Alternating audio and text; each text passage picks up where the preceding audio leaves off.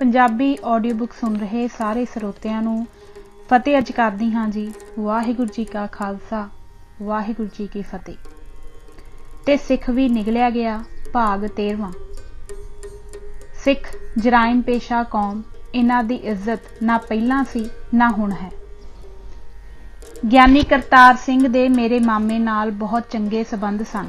ਉਹਨਾਂ ਨੇ ਗਿਆਨੀ ਜੀ, ਜੋ ਉਦੋਂ ਪੰਜਾਬ ਸਰਕਾਰ ਵਿੱਚ ਮੰਤਰੀ ਸਨ, ਨੂੰ ਕਹਿ ਕੇ ਫਿਲੌਰ ਲਾਗੇ ਪਿੰਡ ਤੇਂਗ ਵਿੱਚ ਆਪਣੀ ਜ਼ਮੀਨ ਦੀ ਅਲਾਟਮੈਂਟ ਕਰਵਾ ਲਈ, ਕਿਉਂਕਿ ਇਸ ਪਿੰਡ ਦੀ ਜ਼ਮੀਨ ਤਹਿਸੀਲ ਫਿਲੌਰ 'ਚ ਸਭ ਤੋਂ ਉਪਜਾਊ ਗਿਣੀ ਗਈ ਸੀ। ਇੱਕ ਦਿਨ ਪਿੰਡ ਵਿੱਚ ਹੱਟੀ ਵਾਲੇ ਅਰੋੜਿਆਂ ਦੇ ਘਰ ਚੋਰੀ ਹੋ ਗਈ। ਫਿਲੌਰ ਥਾਣੇ ਦੀ ਪੁਲਿਸ ਪਿੰਡ ਵਿੱਚ ਆਈ। ਹਿੰਦੂ ਝਾਂਗੀ ਵੱਡਾ ਥਾਣੇਦਾਰ ਆਪਣੇ ਨਾਲ ਇੱਕ ਖੋਜੀ ਲਿਆਇਆ। ਥਾਣੇਦਾਰ ਦੇ ਆਉਣ ਤੋਂ 2 ਘੰਟੇ ਪਹਿਲਾਂ ਇੱਕ ਤਫਤੀਸ਼ੀ ਹੌਲਦਾਰ ਤੇ 4 ਸਿਪਾਹੀ ਆਏ। ਉਹਨਾਂ ਨੇ ਸਾਰੇ ਪਿੰਡ ਵਿੱਚੋਂ ਸਾਰੇ ਚੁੱਲ੍ਹਿਆਂ ਦੀ ਘੱਟੋ ਘੱਟ 2 ਗੱਡੇ ਸਵਾਹ ਇਕੱਠੀ ਕੀਤੀ ਤੇ ਜਿਸ ਘਰ ਵਿੱਚ ਚੋਰੀ ਹੋਈ ਸੀ ਉਸ ਤੋਂ ਥੋੜ੍ਹੀ ਦੂਰ ਪਰੇ ਇੱਕ ਖਾਲੀ ਪਲਾਟ ਵਿੱਚ ਵਿਛਵਾ ਦਿੱਤੀ। ਮੇਜ਼ ਤੇ ਕੁਰਸੀਆਂ ਸਿਰਫ ਮੇਰੇ ਮਾਮਿਆਂ ਦੇ ਘਰ ਸਨ, ਉੱਥੋਂ ਲੈ ਕੇ ਥਾਣੇਦਾਰ ਲਈ ਰੱਖੀਆਂ ਗਈਆਂ। ਉਦੋਂ ਥਾਣੇਦਾਰ ਤੇ ਇੱਕ ਹੌਲਦਾਰ ਕੁਰਸੀ ਤੇ ਬੈਠਦੇ ਸਨ, ਜਾਂ ਕੋਈ ਪੁਰਾਣਾ ਜੈਲਦਾਰ ਹੋਵੇ ਤਾਂ ਉਹ ਬੈਠਦਾ ਸੀ। ਲੰਬੜਦਾਰ ਨਿੱਕੀ ਮੰਜੀ ਤੇ ਅਤੇ ਬਾਕੀ ਸਾਰਾ ਪਿੰਡ ਥੱਲੇ ਜ਼ਮੀਨ ਤੇ ਬੈਠਦਾ ਸੀ। ਦਰੀ ਸਿਰਫ ਤਹਿਸੀਲਦਾਰ ਦੇ ਦੌਰੇ ਤੇ ਵਿਛਾਈ ਜਾਂਦੀ ਸੀ, ਕਿਉਂਕਿ ਉਹਨਾਂ ਦੀਆਂ ਜ਼ਮੀਨਾਂ ਦੇ ਇੰਤਕਾਲ ਜੋ ਹੁੰਦੇ ਸਨ। ਪੁਲਿਸ ਦੇ ਆਉਣ ਤੇ ਦਰੀ ਨਹੀਂ ਸੀ ਵਿਛਦੀ। ਸਾਰੇ ਪੈਰਾਂ ਭਾਰ ਜ਼ਮੀਨ ਤੇ ਹੀ ਬੈਠਦੇ ਸਨ, ਜਾਂ ਵੱਧ ਤੋਂ ਵੱਧ ਇੱਕ ਇੱਟ ਚਿੱਤੜਾਂ ਥੱਲੇ ਰੱਖ ਲੈਂਦੇ ਸਨ। ਹੁਣ ਹੋਇਆ ਇਹ ਕਿ ਮੇਰਾ ਵੱਡਾ ਮਾਮਾ ਉਸ ਜ਼ਮਾਨੇ ਵਿੱਚ MA ਪਾਸ ਸੀ, ਜਦੋਂ 8ਵੀਂ ਪੜ੍ਹਿਆ ਹੋਇਆ ਨਾਇਬ ਤਹਿਸੀਲਦਾਰ ਲੱਗਦਾ ਸੀ। ਮੇਰਾ ਛੋਟਾ ਮਾਮਾ BA ਸੀ ਤੇ ਉਸ ਤੋਂ ਛੋਟਾ ਜਸਵੰਤ ਸਿੰਘ ਵੀ BA ਪਾਸ ਸੀ ਤੇ ਨਾਲੇ ਵਧੀਆ ਖਿਡਾਰੀ ਵੀ ਸੀ। ਸਾਰੇ FC ਕਾਲਜ ਲਾਹੌਰ ਦੇ ਪੜ੍ਹੇ ਹੋਏ ਸਨ। ਛੋਟਾ ਮਾਮਾ ਅੰਗਰੇਜ਼ ਦੇ ਰਾਜ ਵੇਲੇ ਛੋਟਾ ਥਾਣੇਦਾਰ ਭਰਤੀ ਹੋਇਆ ਸੀ ਤੇ ਨੌਕਰੀ ਇਸ ਲਈ ਛੱਡ ਕੇ ਆਇਆ ਸੀ ਕਿ ਉਹ ਮਨੁੱਖੀ ਅਧਿਕਾਰਾਂ ਨੂੰ ਨਹੀਂ ਸੀ ਕੁਚਲ ਸਕਦਾ। ਹੋਇਆ ਇਸ ਤਰ੍ਹਾਂ ਕਿ ਸਾਂਗਲੇ ਤੋਂ ਹੁਣ ਪਾਕਿਸਤਾਨ ਵਿੱਚ ਇੱਕ ਚੋਰ ਫੜਿਆ ਗਿਆ। ਉਸ ਨੂੰ ਗੱਡੀ ਤੇ ਬਿਠਾ ਕੇ ਲਾਇਲਪੁਰ ਲਿਆਉਣਾ ਸੀ। ਪਹਿਲਾਂ ਤਾਂ ਉਹ ਬੰਦਾ ਪਿੰਡ ਵਾਲਿਆਂ ਨੇ ਇੱਕ ਦਿਨ ਪਹਿਲਾਂ ਦਾ ਫੜਿਆ ਹੋਇਆ ਸੀ। ਰੋਟੀ ਪਾਣੀ ਕੋਈ ਨਾ ਦਿੱਤਾ। ਟਾਲੀ ਨਾਲ ਬੰਨਿਆ ਹੋਇਆ ਸੀ, ਜਿਹੜਾ ਆਵੇ ਲੱਤ ਮਾਰ ਜਾਵੇ ਜਾਂ ਚਪੇੜ ਮਾਰ ਜਾਵੇ। ਦੂਜੇ ਦਿਨ ਪੁਲਿਸ ਗਈ, ਚੋਰ ਨੂੰ ਸਟੇਸ਼ਨ ਤੇ ਲਿਆਂਦਾ। ਉਦਣ ਗੱਡੀ ਹੀ ਨਾ ਆਈ। ਸਵੇਰੇ ਗੱਡੀ ਵਿੱਚ ਬੈਠੇ, ਜਿੱਥੇ ਸਟੇਸ਼ਨ ਆਵੇ ਉੱਥੇ ਹੀ ਪੁਲਿਸ ਵਾਲੇ ਉਤਰ ਕੇ ਕਦੇ ਚਾਹ ਪੀਣ, ਕਦੇ ਪੂੜੀਆਂ ਖਾਣ, ਪਰ ਚੋਰ ਭੁੱਖਣ ਭਾਣਾ ਹਥਕੜੀਆਂ ਨਾਲ ਜਕੜਿਆ, ਬਿੱਲੀ ਵਰਗਾ ਮੂੰਹ ਬਣਾਈ, ਗੁੱਠ ਵਿੱਚ ਗੱਡੀ ਦੇ ਫਰਸ਼ ਤੇ ਬੈਠਾ ਰਿਹਾ। ਚੋਰ ਆਖੇ ਮੇਰੇ ਤੇ ਕਤਲ ਦਾ ਮੁਕੱਦਮਾ ਪਾ ਦਿਓ, ਪਰ ਕੁਛ ਖਾਣ ਨੂੰ ਤੇ ਦਿਓ। ਮੇਰੇ ਮਾਮੇ ਜਸਵੰਤ ਸਿੰਘ ਨੂੰ ਬਹੁਤ ਤਰਸ ਆਇਆ। ਉਹਨੇ ਅਗਲੇ ਸਟੇਸ਼ਨ ਤੇ ਚੋਰ ਨੂੰ ਗੱਡੀਓਂ ਥੱਲੇ ਉਤਾਰ ਲਿਆ ਤੇ ਪੂੜੀਆਂ ਵਾਲੇ ਨੂੰ ਕਿਹਾ, ਜਿੰਨਾ ਚਿਰ ਇਹ ਰੱਜੇ ਨਾ ਕਿਸੇ ਹੋਰ ਨੂੰ ਪੂੜੀ ਨਾ ਦੇਈ। ਉਹਨੇ ਪਹਿਲਾਂ ਹੀ 10 ਰੁਪਏ ਦਾ ਨੋਟ ਪੂੜੀਆਂ ਵਾਲੇ ਨੂੰ ਫੜਾ ਦਿੱਤਾ, ਮਤਾ ਕਿਤੇ ਉਹ ਇਹ ਨਾ ਸਮਝੇ ਕਿ ਪੁਲਿਸ ਦਾ ਮਾਮਲਾ ਹੈ। ਪੂੜੀਆਂ ਖਾ ਲੈਣ ਤੋਂ ਬਾਅਦ ਸ਼ਾਇਦ ਪੈਸੇ ਹੀ ਨਾ ਦੇਣ। ਕੱਟੜ ਹਿੰਦੂ ਹੌਲਦਾਰ ਨੇ ਇਸ ਸਾਰੀ ਗੱਲ ਦੀ ਰਿਪੋਰਟ ਵੱਡੇ ਥਾਣੇਦਾਰ ਨੂੰ ਕੀਤੀ। ਉਹ ਵੀ ਪੰਜਾਬੀ ਝਾਂਗੀ ਹਿੰਦੂ ਸੀ। ਉਸਨੇ ਮਿਰਚ ਮਸਾਲਾ ਲਾ ਕੇ ਇਹੋ ਹੀ ਰਿਪੋਰਟ ਡਿਪਟੀ ਨੂੰ ਕੀਤੀ ਤੇ ਡਿਪਟੀ ਨੇ ਜਸਵੰਤ ਸਿੰਘ ਥਾਣੇਦਾਰ ਨੂੰ ਬੁਲਾਇਆ। ਜਦੋਂ ਉਸਨੇ ਸਾਰੀ ਗੱਲ ਦੱਸੀ ਤਾਂ ਅੰਗਰੇਜ਼ ਡਿਪਟੀ ਨੇ ਕਿਹਾ, ਇਹ ਤਾਂ ਕੋਈ ਜੁਰਮ ਨਹੀਂ। ਜੁਰਮ ਤਾਂ ਉਹਨਾਂ ਨੇ ਕੀਤਾ ਹੈ ਜਿਨ੍ਹਾਂ ਨੇ ਉਸ ਬੰਦੇ ਨੂੰ, ਭਾਵੇਂ ਉਹ ਚੋਰ ਹੀ ਕਿਉਂ ਨਾ ਹੋਵੇ, ਭੁੱਖਾ ਰੱਖਿਆ ਹੈ। ਉਸ ਡਿਪਟੀ ਨੇ SP ਨਾਲ ਗੱਲ ਕੀਤੀ ਤੇ ਹੌਲਦਾਰ ਨੂੰ ਮੁਅੱਤਲ ਤੇ ਵੱਡੇ ਥਾਣੇਦਾਰ ਵਿਰੁੱਧ ਵਿਭਾਗੀ ਕਾਰਵਾਈ ਕੀਤੀ। ਹੁਣ ਕੋਈ ਇਹ ਦੱਸੇ ਕਿ ਮਨੁੱਖੀ ਅਧਿਕਾਰਾਂ ਦਾ ਘਾਣ ਅੰਗਰੇਜ਼ਾਂ ਨੇ ਕੀਤਾ ਕਿ ਆਜ਼ਾਦ ਭਾਰਤ ਵਿੱਚ ਹੋਇਆ। ਪਰ ਮੇਰੇ ਮਾਮੇ ਦਾ ਮਨ ਬਹੁਤ ਖੱਟਾ ਹੋ ਗਿਆ। ਘਰ ਖੇਤੀਬਾੜੀ ਬਹੁਤ ਅੱਛੀ ਸੀ, ਝੱਟ ਅਸਤੀਫਾ ਦੇ ਦਿੱਤਾ।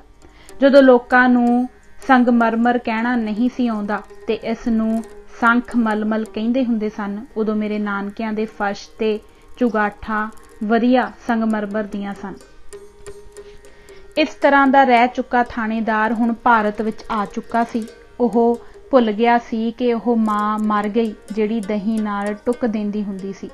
अंग्रेज़ कानून नाल चलदा सी, पर आज़ाद भारत दे हिंदू गवर्नर चंदू लाल त्रिवेदी दे हुक्म नाल चलदे सन।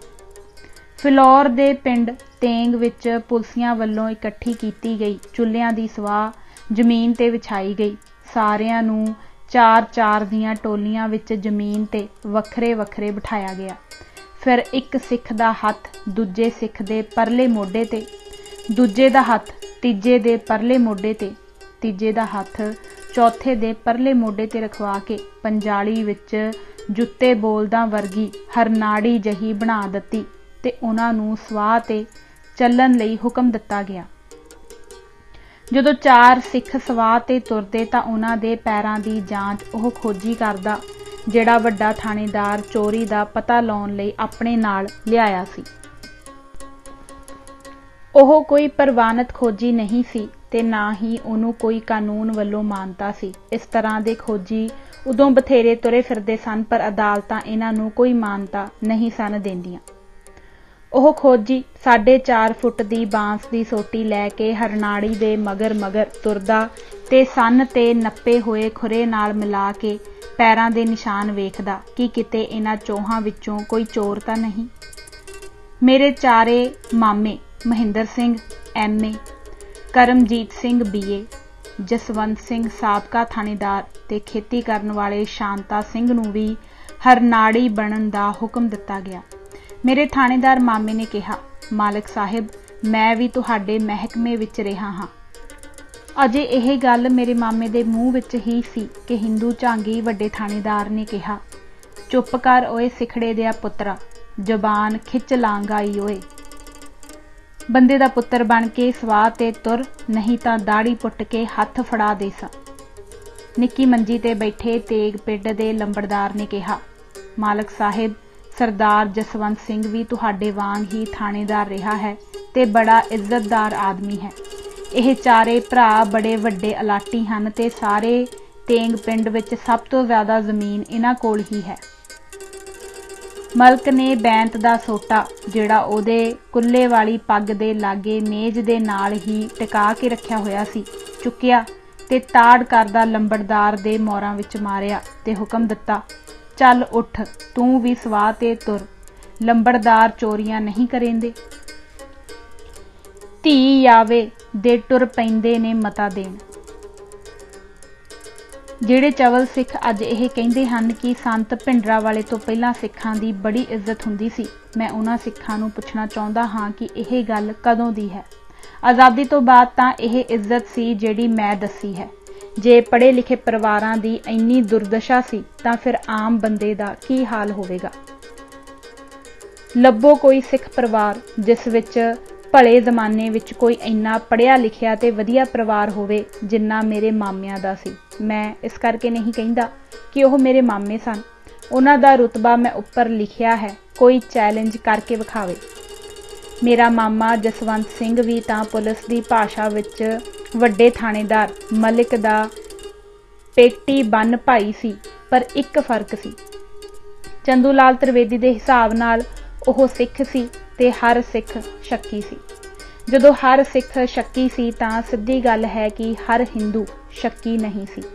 ਪਹਿਲਾਂ ਤਾਂ ਮੁਜਰਮ ਸਿੱਖਾਂ ਵਿੱਚੋਂ ਹੀ ਲੱਭਣਾ ਸੀ, ਜੇ ਸਿੱਖਾਂ ਵਿੱਚੋਂ ਨਾ ਲੱਭੇ ਤਾਂ ਸ਼ੱਕ ਦੀ ਸੂਈ ਦਲਿਤਾਂ ਵੱਲ ਘੁੰਮਦੀ ਸੀ। ਉਹ ਵਿਚਾਰੇ ਤਾਂ 5000 ਸਾਲ ਤੋਂ ਹੀ ਸ਼ੱਕੀ ਹਨ। ਸਿੱਖਾਂ ਨੂੰ ਸ਼ੱਕੀ ਤਾਂ ਪੰਜਾਬ ਦੇ ਗਵਰਨਰ ਚੰਦੂ ਲਾਲ ਤ੍ਰਿਵੇਦੀ ਨੇ ਬਣਾਇਆ ਸੀ, ਪਰ ਦਲਿਤਾਂ ਨੂੰ ਤਾਂ ਮੰਨੂ ਨੇ ਸ਼ੱਕੀ ਕਰਾਰ ਦਿੱਤਾ ਹੋਇਆ ਸੀ ਤੇ ਸਿੱਖ ਵੀ ਇਹਨਾਂ ਨੂੰ ਸ਼ੱਕੀ ਹੀ ਸਮਝਦੇ ਸਨ। ਅਸਲ ਵਿੱਚ ਪੰਜਾਬ ਸਮੱਸਿਆ ਇੱਥੋਂ ਹੀ ਸ਼ੁਰੂ ਹੁੰਦੀ ਹੈ। ਇੱਕ ਬੰਦਾ ਘਰੋਂ ਭੱਜ ਕੇ ਬੰਬਈ ਫਿਲਮਾਂ ਦੀ ਐਕਟਿੰਗ ਸਿੱਖਣ ਲਈ ਐਕਟਿੰਗ ਸਕੂਲ ਵਿੱਚ ਗਿਆ ਤੇ ਦਾਖਲਾ ਲੈ ਲਿਆ। ਉਸਨੇ ਐਕਟਿੰਗ ਸਿਖਾਉਣ ਵਾਲੇ ਪ੍ਰੋਫੈਸਰ ਨੂੰ ਪੁੱਛਿਆ, ਤੁਸੀਂ ਮੈਨੂੰ ਐਕਟਿੰਗ ਸਿਖਾਓਗੇ? ਪ੍ਰੋਫੈਸਰ ਨੇ ਕਿਹਾ, ਸਿਖਾਵਾਂਗੇ ਤਾਂ ਬਾਅਦ ਵਿੱਚ, ਪਹਿਲਾਂ ਤੈਨੂੰ ਸਭ ਕੁਝ ਭੁਲਾਵਾਂਗੇ। ਇਹੋ ਕੁਝ ਹੀ ਸਿੱਖਾਂ ਤੇ ਦਲਿਤਾਂ ਨਾਲ ਆਜ਼ਾਦ ਭਾਰਤ ਵਿੱਚ ਵਾਪਰਿਆ। ਗਰਮੀ ਬਹੁਤ ਹੋਣ ਕਰਕੇ ਪੱਖੇ ਥੱਲੇ ਬੈਠੇ ਆੜਤੀ ਨੇ ਬਾਹਰ ਮੰਡੀ ਦੇ ਫੜ ਤੇ ਜੱਟ ਨੂੰ ਟਰਾਲੀ ਲਾਉਂਦਿਆਂ ਵੇਖ ਕੇ ਦੂਜੇ ਨੂੰ ਕਿਹਾ, ਜੇ ਇਹ ਜੱਟ ਨਾ ਹੋਣ ਤਾਂ ਫਿਰ ਕਿਵੇਂ ਹੋਵੇ? ਫਿਰ ਬੰਦਿਆਂ ਨੂੰ ਵਾਹੀ ਕਰਨੀ ਪੈ ਜਾਏ, ਹੋਰ ਕੀ। दूजे आड़ती ने कहा। अगले इन्हां नूं बंदे ही नहीं समझदे ते सिख झुड्डू कहिंदे हन कि सानू सरदार जी कहिंदे हन।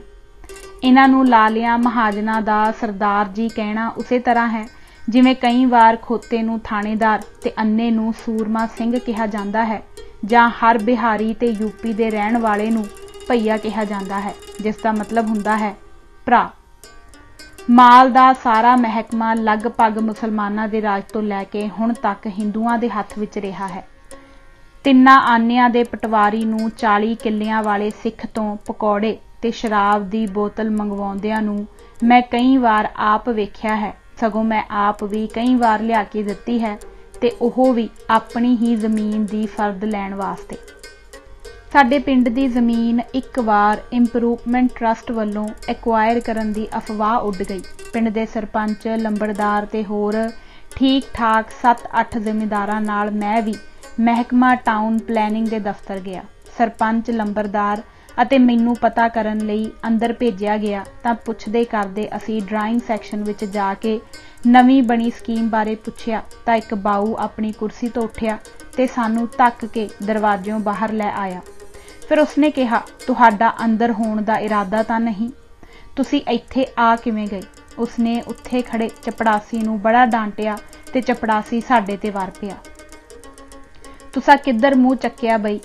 ਇੱਥੇ ਤਾਂ चिड़ी पर नहीं मारदी, तुसी रवा रवी अंदर आ वड़े हो, है मरण दे मसाले कि नहीं? अंदर होना जे, चलो बाहर।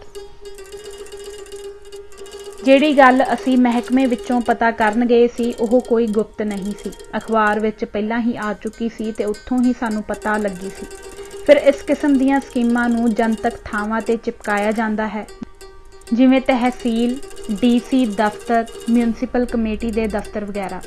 इस किस्म की जनतक योजना ਉਹ भी साडी ही जमीन जायदाद नाल संबंधित ते सानू दफ्तर विच वड़न दा हुक्म ना होवे, है कि नहीं आश्चर्य गल।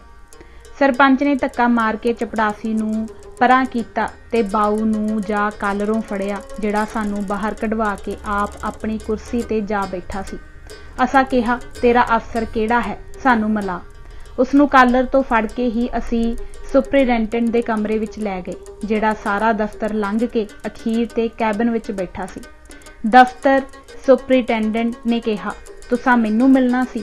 असा कहा, तू तां सारे दफ्तर दे अखीर ते बैठा है, तेरे तक पहुंचण लई भी तां दफ्तर दे अंदर आउणा ही पैना सी कि हवा थाणी भी कोई अंदर आ सकदा है।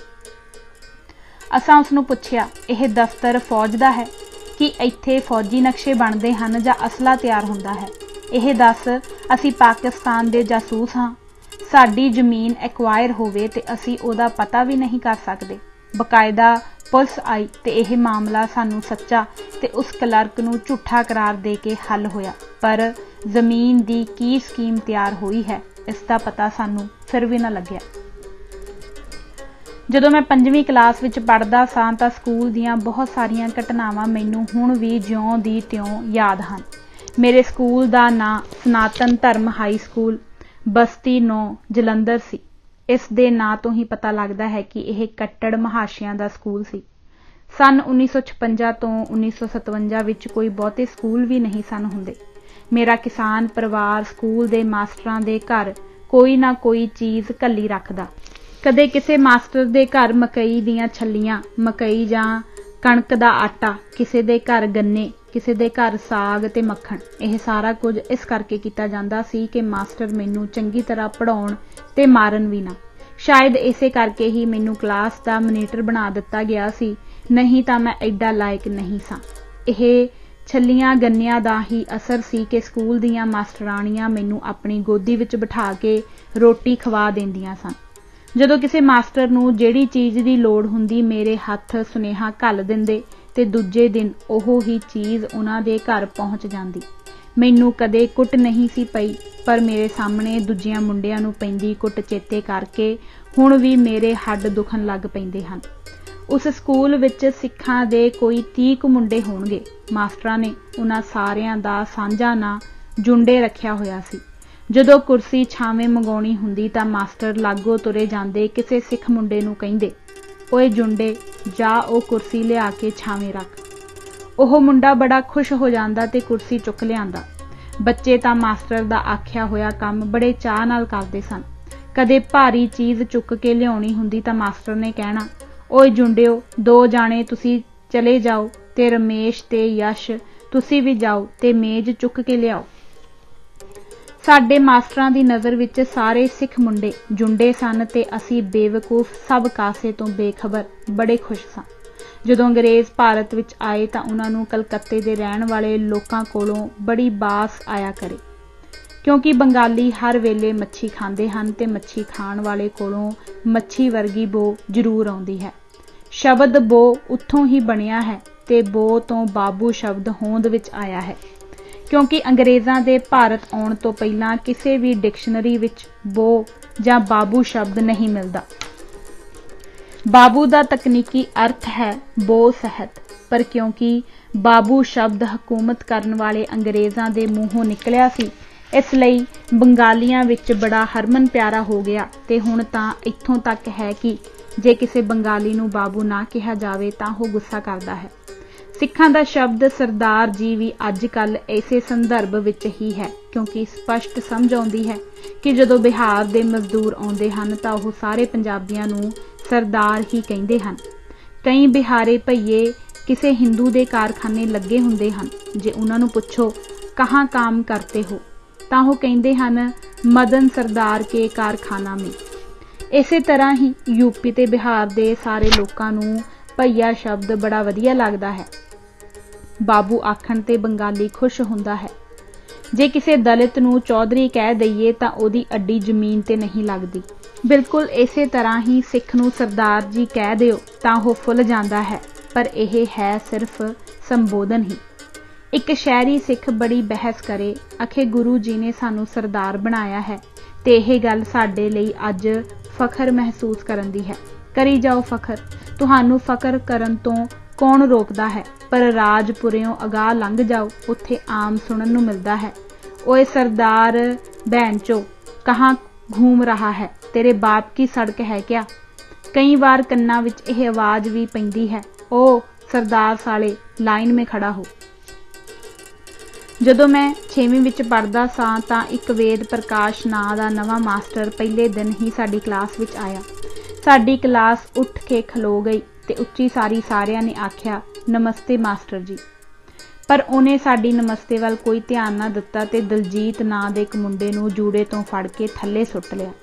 ਮਾਸਟਰ ਵੇਦ ਪ੍ਰਕਾਸ਼ ਨੇ ਲੱਤਾਂ ਮੁੱਕੀਆਂ ਤੇ ਕਸੂਨਾਂ ਨਾਲ ਉਹਨੂੰ ਬਹੁਤ ਕੁੱਟਿਆ। ਉਹਦੇ ਸਾਰੇ ਲੀੜੇ ਮਿੱਟੀ ਨਾਲ ਭਰ ਗਏ।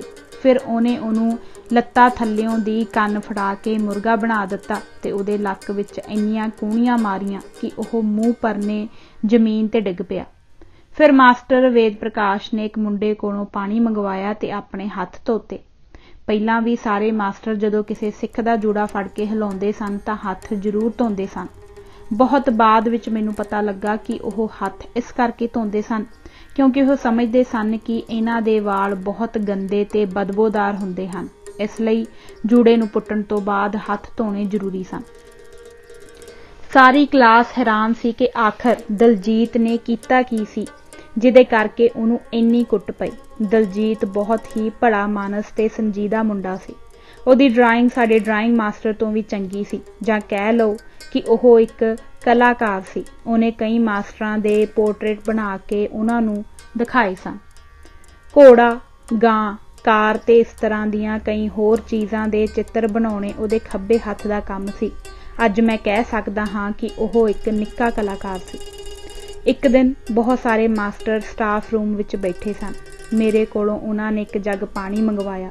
ਮੈਨੂੰ ਅਥਾਹ ਖੁਸ਼ੀ ਹੋਈ ਕਿਉਂਕਿ ਗੁਲਾਮਾਂ ਜਿਹਾਂ ਕੋਲੋਂ ਜੇ ਕੋਈ ਕੰਮ ਕਰਵਾਵੇ ਤਾਂ ਉਹਨਾਂ ਨੂੰ ਬਹੁਤ ਚੰਗਾ ਲੱਗਦਾ ਹੈ। ਮੈਂ ਗਲਾਸਾਂ ਵਿੱਚ ਪਾਣੀ ਪਾ ਕੇ ਸਾਰੇ ਮਾਸਟਰਾਂ ਨੂੰ ਫੜਾ ਰਿਹਾ ਸਾਂ। ਮਾਸਟਰ ਵੇਦ ਪ੍ਰਕਾਸ਼ ਦੂਜੇ ਮਾਸਟਰਾਂ ਨੂੰ ਦੱਸ ਰਿਹਾ ਸੀ, ਇਹ ਮੇਰੇ ਪੜ੍ਹਾਈ ਦੇ ਧੰਦੇ ਦਾ ਪਹਿਲਾ ਦਿਨ ਸੀ। ਮੇਰੇ ਚਾਚਾ ਜੀ ਜੋ ਬਹੁਤ ਹੀ ਚੰਗੇ ਮਾਸਟਰ ਸਾਬਤ ਹੋਏ ਹਨ ਨੇ ਮੈਨੂੰ ਇਹ ਗੁਰ ਦੱਸਿਆ ਸੀ ਕਿ ਪਹਿਲੇ ਦਿਨ ਜਾਂਦੇ ਹੀ ਇੱਕ ਮੁੰਡੇ ਨੂੰ ਇੰਨਾ ਮਾਰੋ ਕਿ ਬਾਕੀ ਸਾਰਿਆਂ ਨੂੰ ਕੰਨ ਹੋ ਜਾਣ। ਇੱਕ ਮਾਸਟਰ ਨੇ ਪੁੱਛਿਆ, ਪਰ ਤੁਸਾਂ ਦਲਜੀਤ ਨੂੰ ਹੀ ਕਿਉਂ ਚੁਣਿਆ? ਤਾਂ ਉਹਨੇ ਕਿਹਾ, ਇੱਕ ਤਾਂ ਉਹ ਪਹਿਲੇ ਡੈਸਕ ਤੇ ਰਾਹ ਦੇ ਨਾਲ ਬੈਠਾ ਸੀ, ਨਾਲੇ ਸਿੱਖ ਦੀ ਹੱਡੀ ਬੜੀ ਪੱਕੀ ਹੁੰਦੀ ਹੈ। ਜਿੰਨਾ ਮੈਂ ਉਹਨੂੰ ਕੁੱਟਿਆ, ਕੋਈ ਹੋਰ ਮੁੰਡਾ ਹੁੰਦਾ ਤਾਂ ਮਰ ਹੀ ਜਾਂਦਾ, ਪਰ ਉਹ ਚੰਗਾ ਭਲਾ ਰਿਹਾ। ਹੰਕਾਰਿਆ ਹੋਇਆ ਮਾਸਟਰ ਵੇਦ ਪ੍ਰਕਾਸ਼ ਇਹ ਗੱਲ ਆਪਣੀ ਬੜੀ ਵੱਡੀ ਪ੍ਰਾਪਤੀ ਵਜੋਂ ਦੱਸ ਰਿਹਾ ਸੀ। ਦੂਜੇ ਦਿਨ ਦਲਜੀਤ ਸਕੂਲ ਆਇਆ ਤਾਂ ਬੜਾ ਅਣਮਨਾ ਜਿਹਾ ਸੀ। ਤੀਜੇ ਕੁ ਦਿਨ ਉਸਨੂੰ ਬੁਖਾਰ ਚੜ੍ਹਨ ਲੱਗ ਪਿਆ। ਉਹ ਹੌਲੀ ਹੌਲੀ ਤੇ ਅੱਗੇ ਨੂੰ ਝੁੱਕ ਕੇ ਤੁਰਦਾ ਸੀ ਤੇ ਤੁਰਦਾ ਹੋਇਆ ਵੀ ਲੱਤਾਂ ਨੂੰ ਘੜੀਸ ਘੜੀਸ ਕੇ ਤੁਰਦਾ। 20 ਕੁ ਦਿਨਾਂ ਬਾਅਦ ਉਹ ਤੁਰਿਆ ਜਾਂਦਾ ਡਿੱਗ ਪਿਆ। ਸਾਡੇ ਛੋਟੇ ਹੈੱਡ ਮਾਸਟਰ ਭਗਵਾਨ ਦਾਸ ਨੇ ਰਿਕਸ਼ੇ ਤੇ ਬਹਾ ਕੇ ਉਹਨੂੰ ਘਰੇ ਭੇਜ ਦਿੱਤਾ। ਉਹਦਾ ਘਰ ਬਸਤੀਆਂ ਅੱਡੇ ਕੋਲ ਬਿਲਕੁਲ ਮੇਰੇ ਰਾਹ ਵਿੱਚ ਪੈਂਦਾ ਸੀ। ਕਈ ਵਾਰ ਅਸੀਂ ਇਕੱਠੇ ਹੀ ਸਕੂਲ ਆਉਂਦੇ ਹੁੰਦੇ ਸਾਂ। ਉਹਦਾ ਪਿਓ ਡਾਕੀਆ ਸੀ ਤੇ ਮਾਂ ਬੈਂਕ ਵਿੱਚ ਚਪੜਾਸਨ ਸੀ। ਦੂਜੇ ਦਿਨ ਸਕੂਲ ਆਉਣ ਲੱਗਾ ਮੈਂ ਉਹਦੇ ਘਰ ਗਿਆ। ਜਿਸ ਸੜਕ ਤੋਂ ਮੈਂ ਸਕੂਲ ਆਉਂਦਾ ਸਾਂ, ਦਲਜੀਤ ਦੇ ਘਰ ਦਾ ਦਰਵਾਜ਼ਾ ਬਿਲਕੁਲ ਉਸ ਸੜਕ ਤੇ ਖੁੱਲ੍ਹਦਾ ਸੀ। ਮੈਂ ਕਮਰੇ ਵਿੱਚ ਗਿਆ ਤਾਂ ਉਹਦੀ ਮਾਂ ਨਾਲੇ ਰੋ ਰਹੀ ਸੀ, ਨਾਲੇ ਉਹਦੀਆਂ ਲੱਤਾਂ ਨੂੰ ਬੜੇ ਸੰਘਣੇ ਤੇ ਬਦਬੂਦਾਰ ਤੇਲ ਦੀ ਮਾਲਿਸ਼ ਕਰ ਰਹੀ ਸੀ। ਆਉਂਦਾ ਜਾਂਦਾ ਮੈਂ ਬਾਹਰ ਧੁੱਪੇ ਮੰਜੇ ਤੇ ਲੰਮੇ ਪਏ ਦਲਜੀਤ ਕੋਲ ਜ਼ਰੂਰ ਰੁਕਦਾ। ਜਹਾਲਤ ਉਦੋਂ ਇੰਨੀ ਸੀ ਕਿ ਉਹਦੇ ਮਾਂ-ਪਿਓ ਨੇ ਇੱਕ ਵਾਰ ਵੀ ਸਕੂਲ ਜਾ ਕੇ ਇਹ ਪਤਾ ਕਰਨ ਦੀ ਕੋਸ਼ਿਸ਼ ਨਹੀਂ ਕੀਤੀ ਕਿ ਆਖਰ ਦਲਜੀਤ ਨੂੰ ਹੋਇਆ ਕੀ। ਦਲਜੀਤ ਵਿਚਾਰਾ ਤਾਂ ਬੱਚਾ ਸੀ। ਉਦੋਂ ਮਾਂ-ਪਿਓ ਇੰਨੇ ਜਾਹਲ ਹੁੰਦੇ ਸਨ ਕਿ ਕਦੇ ਵੀ ਬੱਚੇ ਦੇ ਸਕੂਲ ਜਾ ਕੇ ਉਹਦੀ ਪੜ੍ਹਾਈ ਬਾਰੇ ਪੁੱਛ-ਗਿੱਛ ਨਹੀਂ ਸਨ ਕਰਦੇ। 10ਵੀਂ ਤੱਕ ਮੈਂ ਕਦੇ ਵੀ ਕਿਸੇ ਬੱਚੇ ਦੇ ਮਾਂ-ਪਿਓ ਨੂੰ ਸਕੂਲ ਆਇਆ ਨਹੀਂ ਵੇਖਿਆ ਤੇ ਮੇਰਾ ਪਿਓ ਵੀ ਕਦੇ ਮੇਰੇ ਸਕੂਲ ਨਹੀਂ ਸੀ ਆਇਆ। ਜੇ ਕਿਸੇ ਨੇ ਵੱਛੀ ਵੀ ਵੱਗ ਵਿੱਚ ਚਰਨ ਛੱਡੀ ਹੋਵੇ ਤਾਂ ਕਦੇ ਕਦਾਈ ਬੰਦਾ ਜਾ ਕੇ ਉਹਦੇ ਸਿਰ ਤੇ ਹੱਥ ਫੇਰ ਆਉਂਦਾ ਹੈ, ਪੇਸੀ ਗੁੜ ਹੀ ਚਾਰ ਆਉਂਦਾ ਹੈ, ਪਰ ਇੱਥੇ ਏਦਾਂ ਨਹੀਂ ਸੀ। ਜੇ ਤਾਂ ਦਲਜੀਤ ਉਸੇ ਦਿਨ ਹੀ ਲੱਤਾਂ ਤੋਂ ਤੁਰਨੋਂ ਰਹਿ ਜਾਂਦਾ ਤਾਂ ਮਾਸਟਰ ਵੇਦ ਪ੍ਰਕਾਸ਼ ਦਾ ਨਾਂ ਲੱਗਦਾ, ਪਰ ਕਾਫੀ ਦਿਨਾਂ ਬਾਅਦ ਅਜਿਹਾ ਹੋਣ ਨੂੰ ਸਾਰਿਆਂ ਨੇ ਅਨਪੜ੍ਹਤਾ ਵਸ ਦਲਜੀਤ ਦੀ ਹੋਣੀ ਮੰਨ ਲਈ। ਅਸਲ ਵਿੱਚ ਜਦੋਂ ਮਾਸਟਰ ਨੇ ਉਹਦੇ ਲੱਕ ਵਿੱਚ ਠੁੱਡਾ ਮਾਰਿਆ ਤਾਂ ਉਹਦੇ ਲੱਕ ਦੀ ਹੱਡੀ ਵਿਚਲੇ ਪੱਠੇ ਘੁੱਟੇ ਗਏ ਤੇ ਹੌਲੀ-ਹੌਲੀ ਕੰਮ ਕਰਨੋਂ ਹਟ ਗਏ। ਨਤੀਜਾ ਉਹਦੀਆਂ ਲੱਤਾਂ ਨੂੰ ਲਕਵਾ ਮਾਰ ਗਿਆ। ਇੱਕ ਦਿਨ ਦਲਜੀਤ ਕੱਛਾਂ ਵਿੱਚ ਫੌੜੀਆਂ ਅੜਾ ਕੇ ਤੁਰਿਆ ਜਾਂਦਾ ਮੈਨੂੰ ਅੱਡੇ ਤੇ ਮਿਲਿਆ। ਬਸ ਉਸ ਤੋਂ ਬਾਅਦ ਤਾਂ ਉਹ ਫੌੜੀਆਂ ਹੀ ਉਸਦਾ ਸਹਾਰਾ ਸਨ। ਜਿਹੜੇ ਭੋਲੂ ਕਿਸਮ ਦੇ ਸਿੱਖ ਇਹ ਕਹਿੰਦੇ ਹਨ ਕਿ ਪਹਿਲਾਂ ਸਿੱਖਾਂ ਨਾਲ ਕੋਈ ਨਫ਼ਰਤ ਜਾਂ ਵਿਤਕਰਾ ਨਹੀਂ ਸੀ ਹੁੰਦਾ, ਕਿ ਉਹ ਬਕਵਾਸ ਨਹੀਂ ਕਰਦੇ। ਸਰਦਾਰ ਕਪੂਰ ਸਿੰਘ ਨੇ ਆਪਣੀ ਕਿਤਾਬ ਸਾਚੀ ਸਾਖੀ ਵਿੱਚ ਲਿਖਿਆ ਹੈ ਕਿ ਪਾਕਿਸਤਾਨ ਬਣਨ ਤੋਂ 2-3 ਸਾਲ ਬਾਅਦ ਦੁਸ਼ਹਿਰੇ ਵਾਲੇ ਦਿਨ ਕੁਝ ਹਿੰਦੂ ਪ੍ਰਾਂਤ ਵਿੱਚ ਗੋਹਾ ਪਾਈ ਫਿਰਦੇ ਸਨ ਤੇ ਦੁਸ਼ਹਿਰਾ ਗਰਾਊਂਡ ਵਿੱਚ ਲੋਕਾਂ ਨੂੰ ਕਹਿੰਦੇ ਫਿਰਦੇ ਸਨ, ਅੰਬਰਸਰ ਦੇ ਗੁਰਦੁਆਰੇ ਦਾ ਕੜਾਹ ਪ੍ਰਸ਼ਾਦ ਲੈ ਲਓ। ਸਰਦਾਰ ਕਪੂਰ ਸਿੰਘ ਅੰਗਰੇਜ਼ ਵੇਲੇ ਦੇ ICS ਅਫਸਰ ਸਨ। ਇਸ ਪਦਵੀ ਬਾਰੇ secretary of state for India ਨੇ ਬ੍ਰਿਟਿਸ਼ ਪਾਰਲੀਮੈਂਟ ਵਿੱਚ ਕਿਹਾ ਸੀ ਕਿ ਹਿੰਦੁਸਤਾਨ ਵਿੱਚ ਮਹਾਰਾਜਿਆਂ ਨੂੰ ਤਾਂ ਗੱਦੀਆਂ ਲਾਉਣਾ ਸੌਖਾ ਹੈ, ਪਰ ICS ਅਫਸਰ ਨੂੰ ਨੌਕਰੀ ਤੋਂ ਲਾਉਣਾ ਔਖਾ ਹੈ। ਪੰਡਿਤ ਜਵਾਹਰ ਲਾਲ ਨਹਿਰੂ ਨੇ ਇੱਕ ਚਿੱਠੀ ਗਵਰਨਰ ਪੰਜਾਬ ਚੰਦੂ ਲਾਲ ਤ੍ਰਿਵੇਦੀ ਤੇ ਡਾਕਟਰ ਗੋਪੀ ਚੰਦ ਭਾਰਗਵ ਨੂੰ ਲਿਖੀ ਕਿ ਕਪੂਰ ਸਿੰਘ ਦਾ ਮੱਕੂ ਕਿਉਂ ਨਹੀਂ ਠੱਪਿਆ ਜਾਂਦਾ। ਇਸ ਤਰ੍ਹਾਂ ਬਿਨਾਂ ਕਿਸੇ ਦੋਸ਼ ਲਾਏ ਦੇ ਸਰਦਾਰ ਕਪੂਰ ਸਿੰਘ ਨੂੰ ਨੌਕਰੀ ਤੋਂ ਕੱਢ ਦਿੱਤਾ ਗਿਆ। ਹਾਲਾਂਕਿ ਕਾਨੂੰਨ ਅਨੁਸਾਰ ਕਿਸੇ ICS ਅਫਸਰ ਨੂੰ ਮੁਅੱਤਲ ਕੀਤਾ ਹੀ ਨਹੀਂ ਜਾ ਸਕਦਾ ਜਿੰਨਾ ਚਿਰ ਕੋਈ ਗੰਭੀਰ ਦੋਸ਼ ਪੜਤਾਲ ਕਰਨ ਪਿੱਛੋਂ ਸਾਬਤ ਨਾ ਹੋ ਜਾਵੇ। ਇਹ ਗੱਲ ਹੁਣ ਸੁਪਰੀਮ ਕੋਰਟ ਨੇ ਕਈ ਕੇਸਾਂ ਵਿੱਚ ਮੰਨੀ ਹੈ। ਪਿਛਲੇ 100 ਸਾਲਾਂ ਤੋਂ ਨਾ ਹੀ ਕੋਈ ICS ਅਫਸਰ ਮੁਅੱਤਲ ਹੋਇਆ ਹੈ ਤੇ ਨਾ ਹੀ ਕਪੂਰ ਸਿੰਘ ਤੋਂ ਬਾਅਦ ਕਿਸੇ ਹੋਰ ਨੂੰ ਅੱਜ ਤੱਕ ਮੁਅੱਤਲ ਕੀਤਾ ਹੈ। ਸਰਦਾਰ ਕਪੂਰ ਸਿੰਘ ਤੇ ਲਾਏ ਦੋਸ਼ਾਂ ਦੀ ਪੜਤਾਲ ਐਰਕ ਵੈਸਟਨ ਕਰ ਰਿਹਾ ਸੀ। ਇੱਕ ਦਿਨ ਉਸਨੇ ਸਰਦਾਰ ਕਪੂਰ ਸਿੰਘ ਨੂੰ ਸਿੱਧਾ ਹੀ ਕਹਿ ਦਿੱਤਾ ਕਿ ਸਰਕਾਰ ਤੁਹਾਨੂੰ ICS ਦੀ ਪਦਵੀ ਤੇ ਰੱਖਣਾ ਨਹੀਂ ਚਾਹੁੰਦੀ।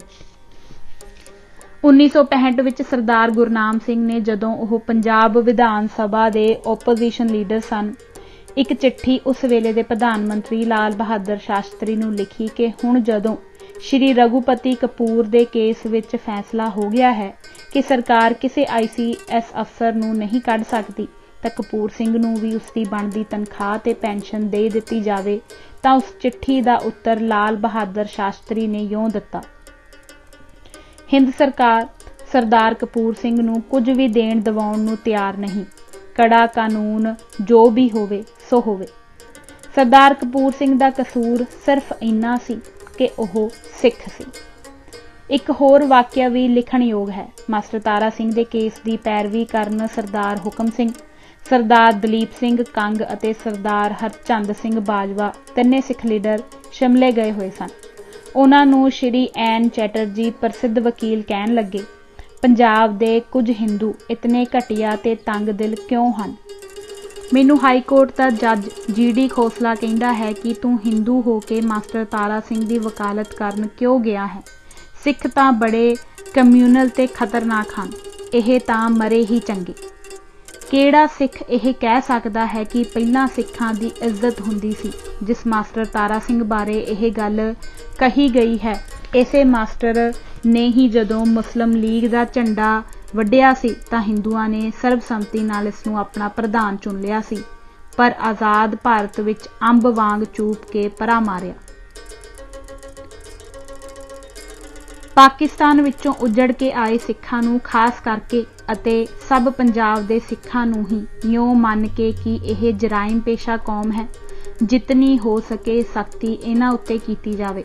मारना कुटना, गोलियां नाल मार सुट्टना आदि अते यह काम सरकारी पद्धर उत्ते बिना कानून न्याय विचारे दे ऐसी तद्दी नाल कीता जावे कि सिखां नूं होश आ जाए कि राजा कौन है ते प्रजा कौन।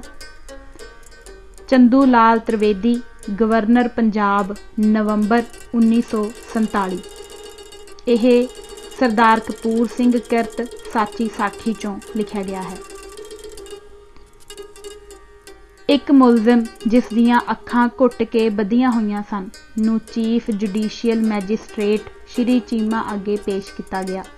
अदालत ने हुक्म दिता कि मुलजिम दियां अखां खोल दित्तियां जान। हुक्म की तामील की गई। केस सुन के अदालत ने हुक्म दिता कि मुलजिम नूं जेल भेज दिता जाए, मुड़ फौज नूं ना सौंपिया जाए।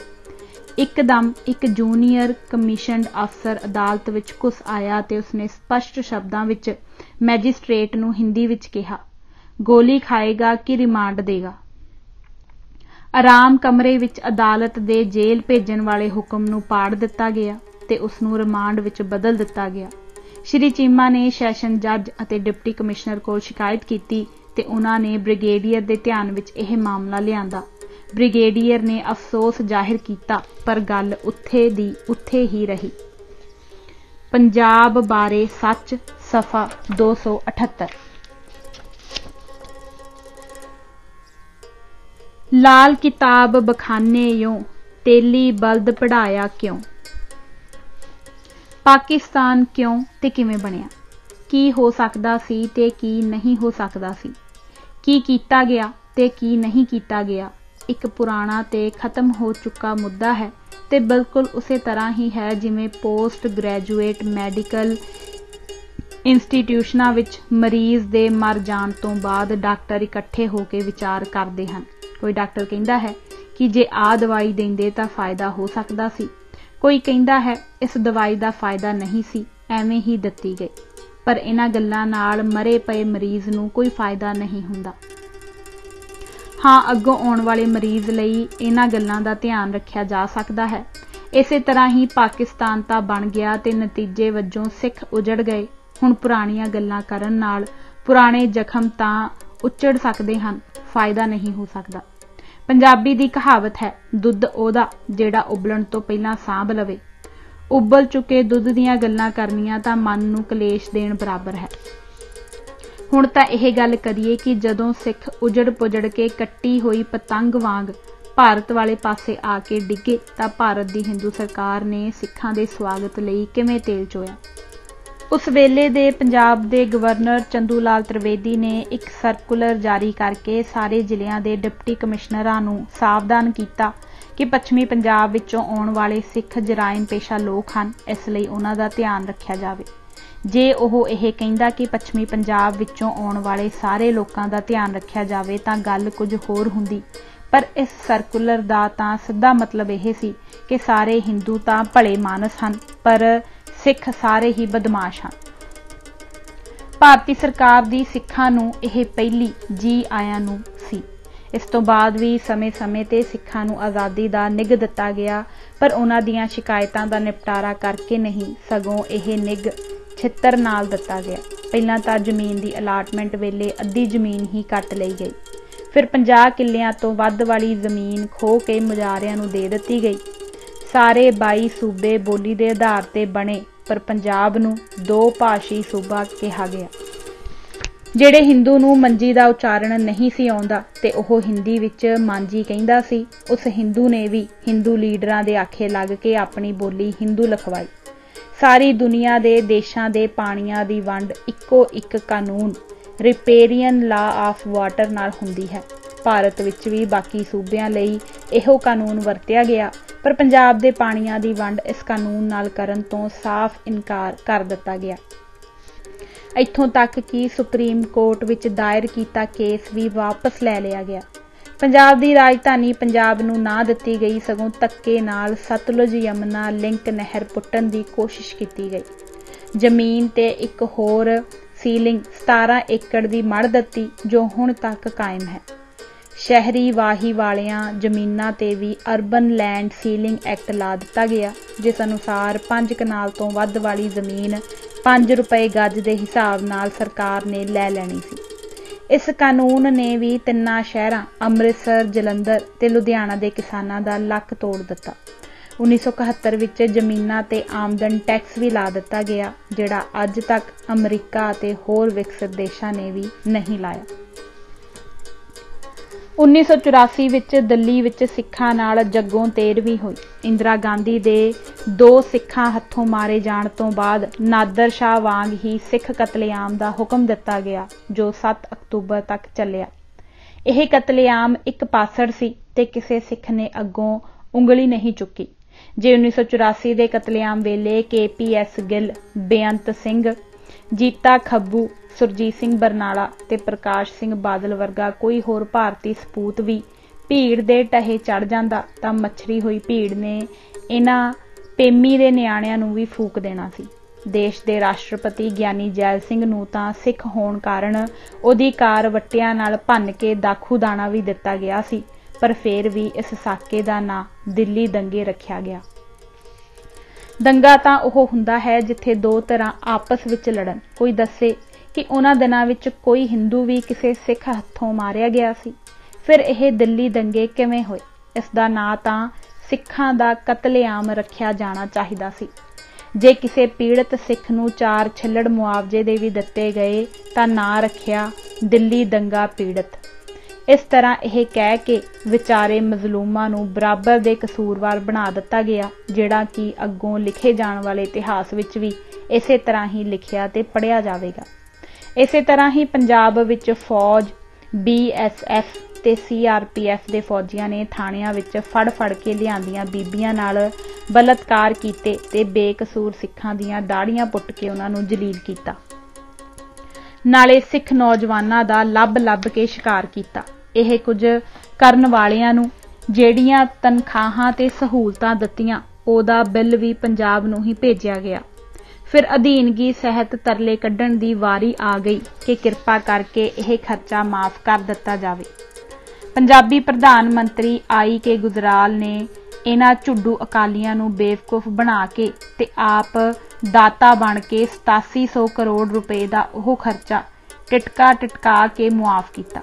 दंदियां कढ़ के अकालियां ने स्टेजां ते भाषण कीते कि असां 8700 करोड़ रुपए का कर्जा मुआफ करवा लिया है। एडा खुश होण दी थां सगों छत्तर ला के पुछो कादे पैसे? तुसा जिहड़ा सिखां दा जानी ते माली नुकसान कीता है, पहला ओदी भरपाई करो।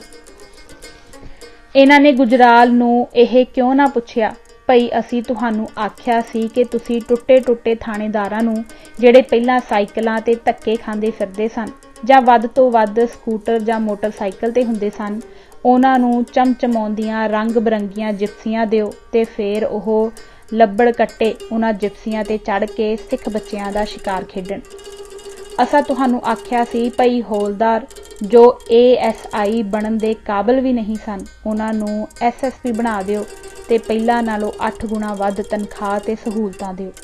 जिले दे हर SSP नूं तुसां करोड़ां रुपए ਖਾੜਕੂਆਂ ਵਿੱਚੋਂ ਭੰਨ ਕੇ ਲਿਆਂਦੇ ਤੇ ਲਾਲਚ ਦੇ ਕੇ ਬਣਾਏ ਹੋਏ ਕੈਟਾਂ ਨੂੰ ਦੇਣ ਲਈ ਬਗੈਰ ਕਿਸੇ ਹਿਸਾਬ ਕਿਤਾਬ ਦੇ ਛੱਡੇ।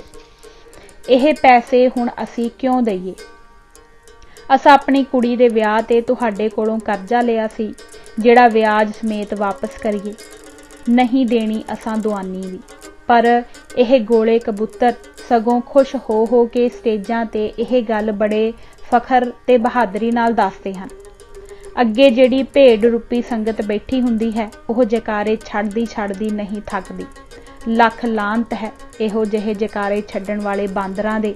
ਸਗੋਂ ਇਹਨਾਂ ਨੂੰ ਕੋਈ ਇਹ ਕਿਉਂ ਨਹੀਂ ਪੁੱਛਦਾ ਕਿ ਪੁਸ਼ਪਾ ਗੁਜਰਾਲ ਨੇ ਸਿੱਖਾਂ ਦਾ ਕਿਹੜਾ ਗੱਡਾ ਫਸਿਆ ਕੱਢਿਆ ਸੀ, ਜਾਂ ਪੰਜਾਬੀ ਸੂਬੇ ਦੇ ਮੋਰਚੇ ਵਿੱਚ ਗ੍ਰਿਫਤਾਰੀ ਦਿੱਤੀ ਸੀ, ਜਿਹੜਾ ਉਹਦੇ ਨਾਂ ਤੇ ਜਲੰਧਰ ਕਪੂਰਥਲਾ ਰੋਡ ਤੇ ਬਣਨ ਵਾਲੇ ਸਾਇੰਸ ਸਿਟੀ ਦਾ ਨਾਂ ਪੁਸ਼ਪਾ ਗੁਜਰਾਲ ਸਾਇੰਸ ਸਿਟੀ ਰੱਖਿਆ ਗਿਆ ਹੈ। ਹੁਣ ਵੀ 1961 ਦੀ ਮਰਦਮਸ਼ੁਮਾਰੀ ਕਢਵਾ ਕੇ ਵੇਖ ਲਓ, ਗੁਜਰਾਲ ਤੇ ਉਹਦੇ ਪਰਿਵਾਰ ਨੇ ਮਾਤਰ ਭਾਸ਼ਾ ਹਿੰਦੀ ਹੀ ਲਿਖਵਾਈ ਹੋਵੇਗੀ। ਸਿੱਖਾਂ ਦੀ ਤਾਂ ਉਹ ਗੱਲ ਹੋਈ, ਨਾਲੇ 100 ਗੰਢੇ ਖਾਧੇ, 100 ਛਿੱਤਰ ਖਾਧੇ ਤੇ ਨਾਲੇ 100 ਰੁਪਏ ਜੁਰਮਾਨਾ ਦਿੱਤਾ। ਇੰਨਾ ਕੁਝ ਹੋ ਜਾਣ ਤੇ ਅਜੇ ਵੀ ਬੇਅਣਖ ਸਿੱਖ ਤੇ ਇਹਨਾਂ ਦੇ ਰਾਗੀ ਢਾਡੀ ਤੇ ਕੀਰਤਨੀਏ ਬੀਤ ਚੁੱਕੇ ਦੀਆਂ ਗੱਲਾਂ ਕਰਦੇ ਹਨ। ਅਖੇ ਅਸੀਂ ਹਿੰਦੂਆਂ ਦੀਆਂ ਬੀਬੀਆਂ ਨੂੰ ਮੁਸਲਮਾਨਾਂ ਕੋਲੋਂ ਛੁਡਾ ਕੇ ਲਿਆਉਂਦੇ ਰਹੇ ਹਾਂ। ਇਸ ਤਰ੍ਹਾਂ ਦੀਆਂ ਗੱਲਾਂ ਕਰਨੀਆਂ ਹੁਣ ਬਟੇਰੇ ਦੀ ਬੋਲੀ ਪਿਤਰਮ ਸੁਲਤਾਨ ਬੂਦ ਕਹਿਣ ਵਾਂਗ ਹੈ, ਜਿਸ ਦਾ ਅਰਥ ਬਣਦਾ ਹੈ ਅਖੇ ਸਾਡੇ ਵੱਡੇ ਵਡੇਰੇ ਰਾਜੇ ਮਹਾਰਾਜੇ ਹੁੰਦੇ ਸਨ। ਬੰਦਾ ਉਸ ਬਟੇਰੇ ਨੂੰ ਪੁੱਛੇ, ਭਈ ਤੂੰ ਤਾਂ ਹੁਣ ਬਟੇਰਾ ਹੀ ਹੈ ਨਾ। ਅਸਲ ਵਿੱਚ ਸਿੱਖ ਨੂੰ ਆਜ਼ਾਦ ਹੋਏ ਹਿੰਦੂ ਦੀ ਮਾਨਸਿਕਤਾ ਵਿੱਚ ਐਡੀ ਵੱਡੀ ਤਬਦੀਲੀ ਆ ਜਾਣ ਦਾ ਚਿੱਤ ਚੇਤਾ ਵੀ ਨਹੀਂ ਸੀ। ਇਹ ਗੁਲਾਮ ਹਿੰਦੂ ਨੂੰ ਕਰਾੜਾਂ, ਬਾਹਮਣਾ ਤੇ ਝਾਂਗੀ ਹਿੰਦੂਆਂ ਦੇ ਨਿਮਾਣੇ ਜਿਹੇ ਰੂਪ ਵਿੱਚ ਹੀ ਵੇਖਣ ਦਾ ਆਦੀ ਸੀ, ਪਰ ਹੁਣ ਸਥਿਤੀ ਬਦਲ ਚੁੱਕੀ ਹੈ। ਸਿੱਖਾਂ ਨਾਲ ਤਾਂ ਤੇਲੀ ਦੇ ਬੋਲਦ ਵਾਲੀ ਗੱਲ ਹੋਈ। ਇੱਕ ਵਾਰ ਇੱਕ ਜੱਟ ਦਾ ਬੋਲਦ ਤੇ ਤੇਲੀ ਦਾ ਬੋਲਦ ਭਿੜ ਪਏ। ਦੋਵੇਂ ਕਿੰਨਾ ਚਿਰ ਭਿੜਦੇ ਰਹੇ ਤੇ ਲਹੂ ਲੁਹਾਨ ਹੋ ਗਏ। ਤੇਲੀ ਦੇ ਬੋਲਦ ਦਾ ਸਿੰਘ ਜੱਟ ਦੇ ਬੋਲਦ ਦੇ ਕਿਤੇ ਥਾਂ ਕੁੱਥਾ ਵੱਜ ਗਿਆ ਤੇ ਜੱਟ ਦਾ ਬੋਲਦ ਮਰ ਗਿਆ। ਸਾਰਾ ਪਿੰਡ ਜੱਟਾਂ ਦਾ ਸੀ। ਤੇਲੀ ਵਿਚਾਰੇ ਦਾ ਇੱਕੋ ਘਰ ਸੀ ਤੇ ਜਿਵੇਂ ਕਹਾਵਤ ਮਸ਼ਹੂਰ ਹੈ, ਜੱਟ ਜੱਟਾਂ ਦੇ ਫੱਗੂ ਕਿਹਦਾ, ਵਾਂਗ ਪੰਚਾਇਤ ਨੇ ਵੀ ਤਾਂ ਜੱਟ ਦੀ ਹੀ ਰਹੀ ਕਰਨੀ ਸੀ। ਜੱਟ ਨੇ ਪੰਚਾਇਤ ਇਕੱਠੀ ਕੀਤੀ ਤੇ ਪੰਚਾਇਤ ਅੱਗੇ ਕੇਸ ਪੇਸ਼ ਹੋਇਆ ਕਿ ਤੇਲੀ ਦੇ ਬੋਲਦ ਨੇ ਜੱਟ ਦਾ ਬੋਲਦ ਮਾਰ ਦਿੱਤਾ ਹੈ, ਨਿਆਂ ਕੀਤਾ ਜਾਵੇ। ਤੇਲੀ ਨੇ ਹੱਥ ਜੋੜ ਕੇ ਬੇਨਤੀ ਕੀਤੀ ਕਿ ਹਜ਼ੂਰ ਚੱਲਦਾ ਕੋਲੂ ਬੰਦ ਕਰਕੇ ਮੈਂ ਆਪਣਾ ਬੋਲਦ ਕੋਲੂ ਨਾਲ ਹੀ ਬੰਨ੍ਹ ਦਿੱਤਾ ਸੀ। ਮੇਰਾ ਬੋਲਦ ਤਾਂ ਸਵੇਰ ਦਾ ਕੋਲੂ ਖਿੱਚਦਾ ਥੱਕਿਆ ਹਾਰਿਆ ਪੈੜ ਵਿੱਚ ਹੀ ਬੈਠਾ ਸੀ ਕਿ ਸਰਦਾਰ ਹੋਰਾਂ ਦਾ ਬੋਲਦ ਪਤਾ ਨਹੀਂ ਕਿੱਥੋਂ ਆ ਗਿਆ ਤੇ ਮੇਰੇ ਬੈਠੇ ਬੋਲਦ ਨੂੰ ਠੁੱਡਾ ਮਾਰਨ ਲੱਗ ਪਿਆ। ਡੰਗਰ ਸੀ, ਮੇਰਾ ਬੋਲਦ ਵੀ ਉੱਠ ਕੇ ਭਿੜਨ ਲੱਗ ਪਿਆ ਤੇ ਭਿੜਦੇ ਦਾ ਰੱਸਾ ਟੁੱਟ ਗਿਆ। ਇਸ ਤਰ੍ਹਾਂ ਸਾਰੇ ਪਿੰਡ ਦੇ ਸਾਹਮਣੇ ਦੋਵੇਂ ਬੋਲਦ ਭਿੜਦੇ ਰਹੇ ਤੇ ਲੋਕ ਤਮਾਸ਼ਾ ਵੇਖਦੇ ਰਹੇ। ਮੈਂ ਤੇ ਸਗੋਂ ਆਪਣੇ ਬੋਲਦ ਨੂੰ ਮਾਰ ਕੇ ਛੱਪਰੀ ਨੂੰ ਠੁੰਮਣਾ ਦੇਣ ਵਾਲਾ ਬਾਂਸ ਵੀ ਤੋੜ ਲਿਆ ਹੈ। ਇਹਦੇ ਵਿੱਚ ਹਜ਼ੂਰ ਮੇਰਾ ਕੀ ਕਸੂਰ ਹੈ? ਪੰਚਾਇਤ ਨੂੰ ਲੱਗਾ ਕਿ ਤੇਲੀ ਸੱਚਾ ਹੈ।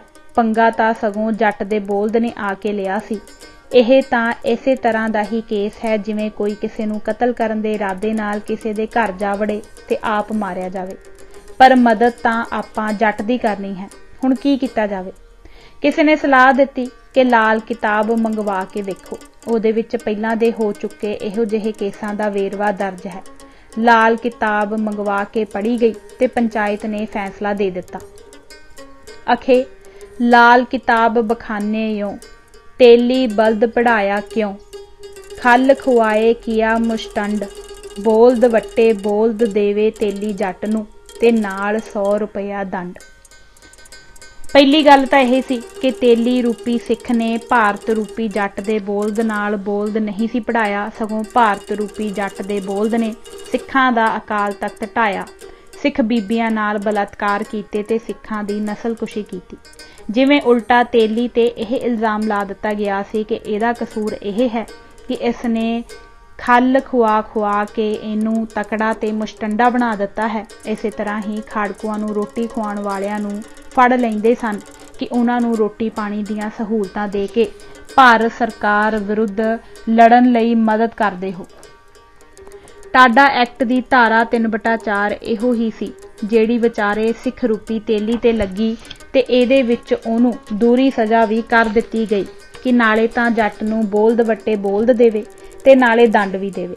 ਇਹ ਉਹ ही दंड ਦਾ 8700 ਕਰੋੜ रुपया ਸੀ जिस ਨੂੰ मुआफ करवा के अकाली ਕੱਛਾਂ ਵਜਾਉਂਦੇ ਫਿਰਦੇ ਸਨ। ਲੱਖ ਲਾਂਤ है ਇਹੋ ਜਿਹੀ राजनीतिक पार्टी दे।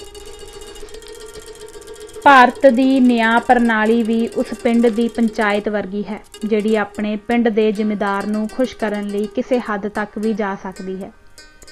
कहंदे हन एक पिंड विच एक अमीर जिमीदार सी। पिंड की पंचायत उहदी मर्जी की बनदी ते ओह पंचायत हर गल का फैसला उस जिमीदार के हक विच ही करदी। एक बार एक मुसाफिर उस पिंड विच रात कट्टण आया। उहदी घोड़ी सूण वाली सी जो रात नूं ही सू पई। जदों मुसाफिर सवेरे घोड़ी नाल वछेरी लैके तुरन लगा तां जिमीदार ने कहा, यह वछेरी किधर लै तुरिया है? यह तां राती मेरी मझ ने दित्ती है। मामला पंचायत विच गया। पंचायत ने दोहां धिरां दी गल सुण के फैसला जिमीदार दे हक विच कर दित्ता। मुसाफिर ने बड़ी अधीनगी नाल पुछया कि हजूर कदे मज्जां ने भी वछेरियां दित्तियां हन?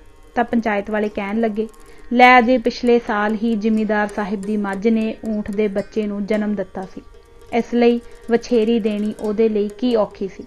मुसाफिर समझ गया कि इत्थे चोर ते कुत्ती रले होए हन, किते घोड़ी भी ना जांदी लगे। ओह विचारा रोंदा धोंदा इकल्ली घोड़ी लैके ही राहे पै गया। मुसाफिर दे जाण तों बाद जिमीदार धाहां मार के रोण लग पिया। पंचायत मैंबरां ते सरपंच ने हैरान होके पुछया कि जनाब साडे कोलों फैसला करदे वक्त कोई गलती हो गई है जां फैसला तुहाडे हक विच नहीं होया जां कोई होर गुस्ताखी हो गई है? आप जी दे रोण दा की सबब है? सानू भी पता लगे। उस जिमीदार ने कहा, सब कुछ ठीक ठाक होया है। मैं तां इस करके रोया हाँ कि तुसी सारे मेरा हर हबी नबी विच हुण तक साथ देंदे आए हो ते बिरध भी हो गए हो। जदों तुसी ना रहे फेर मेरा न्याय कौन करया करू? अज यह रोना ही भारत सरकार दा अपनियां अदालतां नूं लैके है। निरंकारियां ने अमृतसर विसाखी वाले दिन 13 निहत्थे सिंह गोलियां नाल भुन दिते, पर किसी एक निरंकारी नूं भी एक दिन की सज़ा नहीं हुई। ते उधर बाबे गुरबचन सिंह निरंकारी नूं मारन वाले भाई रणजीत सिंह नूं उम्र कैद कर दित्ती ते पूरे 14 साल जेल कटवाई। 1984 विच दिल्ली, बुकारो, कानपुर ते होर थावां ते दिन दिहाड़े सिख कतल किए गए ते पेट्रोल पा के बड़ी बेरहमी नाल साड़े गए ते अज 18 साल हो गए हन, किसी एक भी बंदे नूं सज़ा नहीं हुई। गवाइयां दी गल तां दूर रही, लोकां ने कई बयान हल्फिया दायर कीते हन कि फलाणे फलाणे बंदे ने साडियां अखां सामने साडे परिवार दे जियां दे कतल कीते हन।